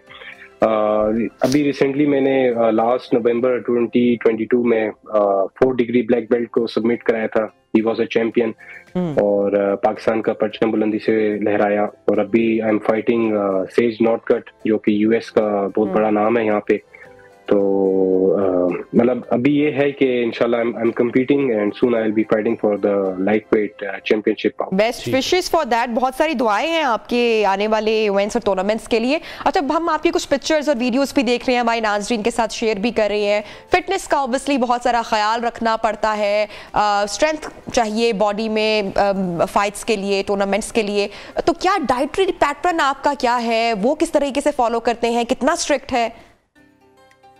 जी बिल्कुल, इससा होता है कि हमने अपनी वेट पे फाइट करनी होती है और मैं फाइट करता हूँ लाइट वेट पे, जो कि 77 kg बनता है। तो मुझे बड़ा एहतियात से चलना पड़ता है, अपने मैक्रोस का ख्याल रखना पड़ता है और बाकी चीज़ों का ख्याल रखना पड़ता है कि मैंने कितने कार्ब्स खाने हैं, कितनी फैट्स खाने, कितनी प्रोटीन इंटेक करनी है, कौन सी चीज़ किस टाइम खानी है, किस टाइम नहीं खानी, कौन से सप्लीमेंट्स यूज़ करने हैं, कौन से नहीं यूज़ करने हैं, क्योंकि इसमें काफ़ी चीज़ें आ जाती हैं हेल्थ के रिलेटेड। तो अल्हम्दुलिल्लाह तकरीबन it's been 12 years I am into this industry. तो काफ़ी चीज़ें भी मुझे नॉलेज है और काफ़ी इंटरनेशनल एक्सपोजर है मेरे इन चीज़ों के बारे में। तो मतलब it's not it's not a sports, it's a career, it's a job, it's a lifestyle. तो ये इस तरह नहीं है कि यार ये बस मुंह उठे और जाके ट्रेनिंग फाइट करने लग गए, इस तरह नहीं है। पूरा इसका एक पीछे रिजीम है हर चीज़ की। ठीक है अहमद, बहुत से आपके फैंस हैं जो आपको इस वक्त सुन भी रहे हैं, वो यंगस्टर्स जो इस फील्ड में आना चाहते हैं, mixed martial arts fighting club को ज्वाइन करना चाहते हैं, आप क्या समझते हैं पाकिस्तान में कौन से ऐसे प्लेटफॉर्म्स मौजूद हैं जहां पर जाकर वो भी MMA सीख सकते हैं? जी बिल्कुल, मैं यंगस्टर से यही कहूँगा कि ज़रूर इस स्पोर्ट्स की तरफ आएँ, क्योंकि ये एक पॉजिटिव काम है, इसमें आपकी हेल्थ अच्छी रहती है, आपका माइंड अच्छा रहता है। और हमारे पास इस्लामाबाद में अच्छे क्लब्स हैं, कैक्स फाइट क्लब है, पैशन MMA है, टीम फाइट फोर्ट्रेस है और काफ़ी अच्छे क्लब्स हैं। कराची में माई जिम है, मतलब पूरे हमारे जो पाकिस्तान सूबा है उसके अंदर अच्छे जिम्स हैं हमारे पास। और मैं तो यही कहूँगा यंगस्टर्स को कि ज़रूर ज्वाइन करें और नेगेटिव चीज़ों से निकल के कोई पॉजिटिव चीज़ों में आएँ। और अगर आप कम्पीट नहीं करना चाहते, सिर्फ रेसलिंग करें और उसको सुन्नत के तौर पे भी सीखें, क्योंकि हर इंसान को, हर मुसलमान को एटलीस्ट रेसलिंग तो आनी चाहिए। ठीक है। अच्छा अहमद, ये भी बताएगा कि लोकल लेवल पर भी कोई टूर्नामेंट्स होते हैं जिनमें प्लेयर्स आते हैं, अपनी परफॉर्मेंस दिखाते हैं, उसके बाद इंटरनेशनल एक्सपोजर का भी मौका मिलता है, और गवर्नमेंट इस हवाले से इन पाकिस्तान क्या कर रही है? जी बिल्कुल, इवेंट्स होते हैं, बिल्कुल कैक्स फाइट क्लब की तरफ से फ्लॉगर सीरीज के इवेंट्स होते हैं इस्लामाबाद में, लाहौर में ब्रेव जिम है, वो इवेंट्स कराते हैं। और वहाँ से मतलब अफगानिस्तान से, ईरान से, इराक से, UK से एथलीट्स आते हैं और कम्पीट करते हैं। और उन लड़कों को इंटरनेशनल एक्सपोजर उस तरीके से नहीं मिल पाता जिस तरीके से मिलना चाहिए, क्योंकि लैक ऑफ सपोर्ट है, लैक ऑफ स्पॉन्सरशिप की सपोर्ट है, कोई कंपनीज इंटरेस्ट नहीं लेती, गवर्नमेंट तो बिल्कुल इंटरेस्ट ही नहीं लेती। तकरीबन 12 साल हो रहे हैं मुझे, आज तक गवर्नमेंट ने कभी इंटरेस्ट नहीं लिया। ना मैं उम्मीद करता हूँ, ना बाकी लड़के उम्मीद करते हैं कि गवर्नमेंट की तरफ से कोई सपोर्ट है। बस ये है कि जो मल्टी नेशनल कंपनीज और जो ब्रांड्स हैं उनको चाहिए कि थोड़ा सा इस तरफ आए, क्योंकि it's a multi millionaire company. जो वन चैंपियनशिप है या UFC है या जो बिजनेस है, बहुत बड़ा बिजनेस है, लोगों को समझ नहीं आ रही। अगर इसमें ये पैसा इन्वेस्ट करेंगे तो इसको मजीद आगे अपने लिए फायदेमंद पाएंगे। बहुत शुक्रिया अहमद मुश्तबा, हमारे साथ इन कॉन्वर्सेशन थे। और जो आपकी 5 मई को फाइट होने जा रही है उसके लिए हमारी बेस्ट विशेस आपके साथ हैं, अल्लाह आपको कामयाबियाँ दे। और MMA फाइटिंग में आप बहुत पाकिस्तान का नाम भी रोशन कर रहे हैं, पाकिस्तानियों के लिए बड़ी अच्छी बात है, पूरे पाकिस्तान का आप फ़ख्र हैं। बहुत शुक्रिया अहमद आपका। और अपने नाजरीन को आगे बढ़ते हैं प्रोग्राम में और हम बात करते हैं फातिमा भुट्टो की, जिन्हें कौन नहीं जानता। वैसे तो वो पीपल्स पार्टी के बानी जुल्फ़िकार अली भुट्टो की पोती हैं, लेकिन वो एक लिखारी भी हैं, शायरा भी हैं, और उसके तौर पर उन्होंने अपनी पहचान भी बनाई है। बिल्कुल, फातिमा भुट्टो अपनी सादगी की वजह से भी अनवार सोशल मीडिया पर अक्सर वायरल रहती है, पहचानी जाती हैं। खैर, आज उनका जिक्र हो रहा है उनकी शादी के हवाले से। अब फातिमा भुट्टो निकाह के बंधन में बन चुकी हैं और फातिमा भुट्टो ने अपने निकाह की डिटेल्स भी सोशल मीडिया पर जारी की, तस्वीर भी अपलोड की। और फिर मुल्क में जारी जो एक मुआशी बहरान है, क्राइसिस है, उसकी वजह से उन्होंने अपनी शादी की तकरीब को इंतहाई सादा रखने का फैसला किया। मेरे ख्याल से ये एक बड़ा अच्छा फैसला रहा है। और हम ये तस्वीर में ये सादगी मुलाहिजा भी कर सकते हैं। न्यू की स्क्रीन पर आप ये तस्वीर देख रहे हैं और सोशल मीडिया पर इस बात को बहुत सराहा जा रहा है, इसकी बहुत तारीफ की जा रही है। और शायद इसी पैटर्न को फॉलो करने की हम लोगों को भी, सब लोगों को जरूरत है कि अगर एक डिसीजन लिया गया है कि पाकिस्तानी इकॉनमी आज सर्वाइव कर रही है तो उस पर मजीद बर्डन ना डाला जाए और सादगी से भी जो काम है वो शायद हो सकते हैं। तो फातिमा भुट्टो ने बताया है कि ग्राहम और मैंने गुज़श्ता रोज़ अपने आबाई घर में छोटी सी तकरीब में निकाह किया है। मेरे भाई जुल्फ़िकार ने मेरी नानी का इमाम जामिन मेरे बाजू में बांधा और उन्होंने बताया कि निकाह की तकरीब में दादा की लाइब्रेरी में मुनक्किद हुई है, जो ज़मीन पर मेरी सबसे ज़्यादा पसंदीदा जगह है। तो बहुत ज़्यादा तारीफ इसलिए भी हो रही है कि उन्होंने लाइब्रेरी में ये जो निकाह की बड़ी खूबसूरत है, सादगी कमाल की है। बाहर विशेष टू फातिमा भुट्टो उनकी आने वाली जिंदगी के लिए। तो नाज़रीन, प्रोग्राम का वक्त हमारा खत्म हो रहा है। इंशाल्लाह आपसे कल होगी मुलाकात, अपना ख्याल रखिएगा। अल्लाह हाफिज़।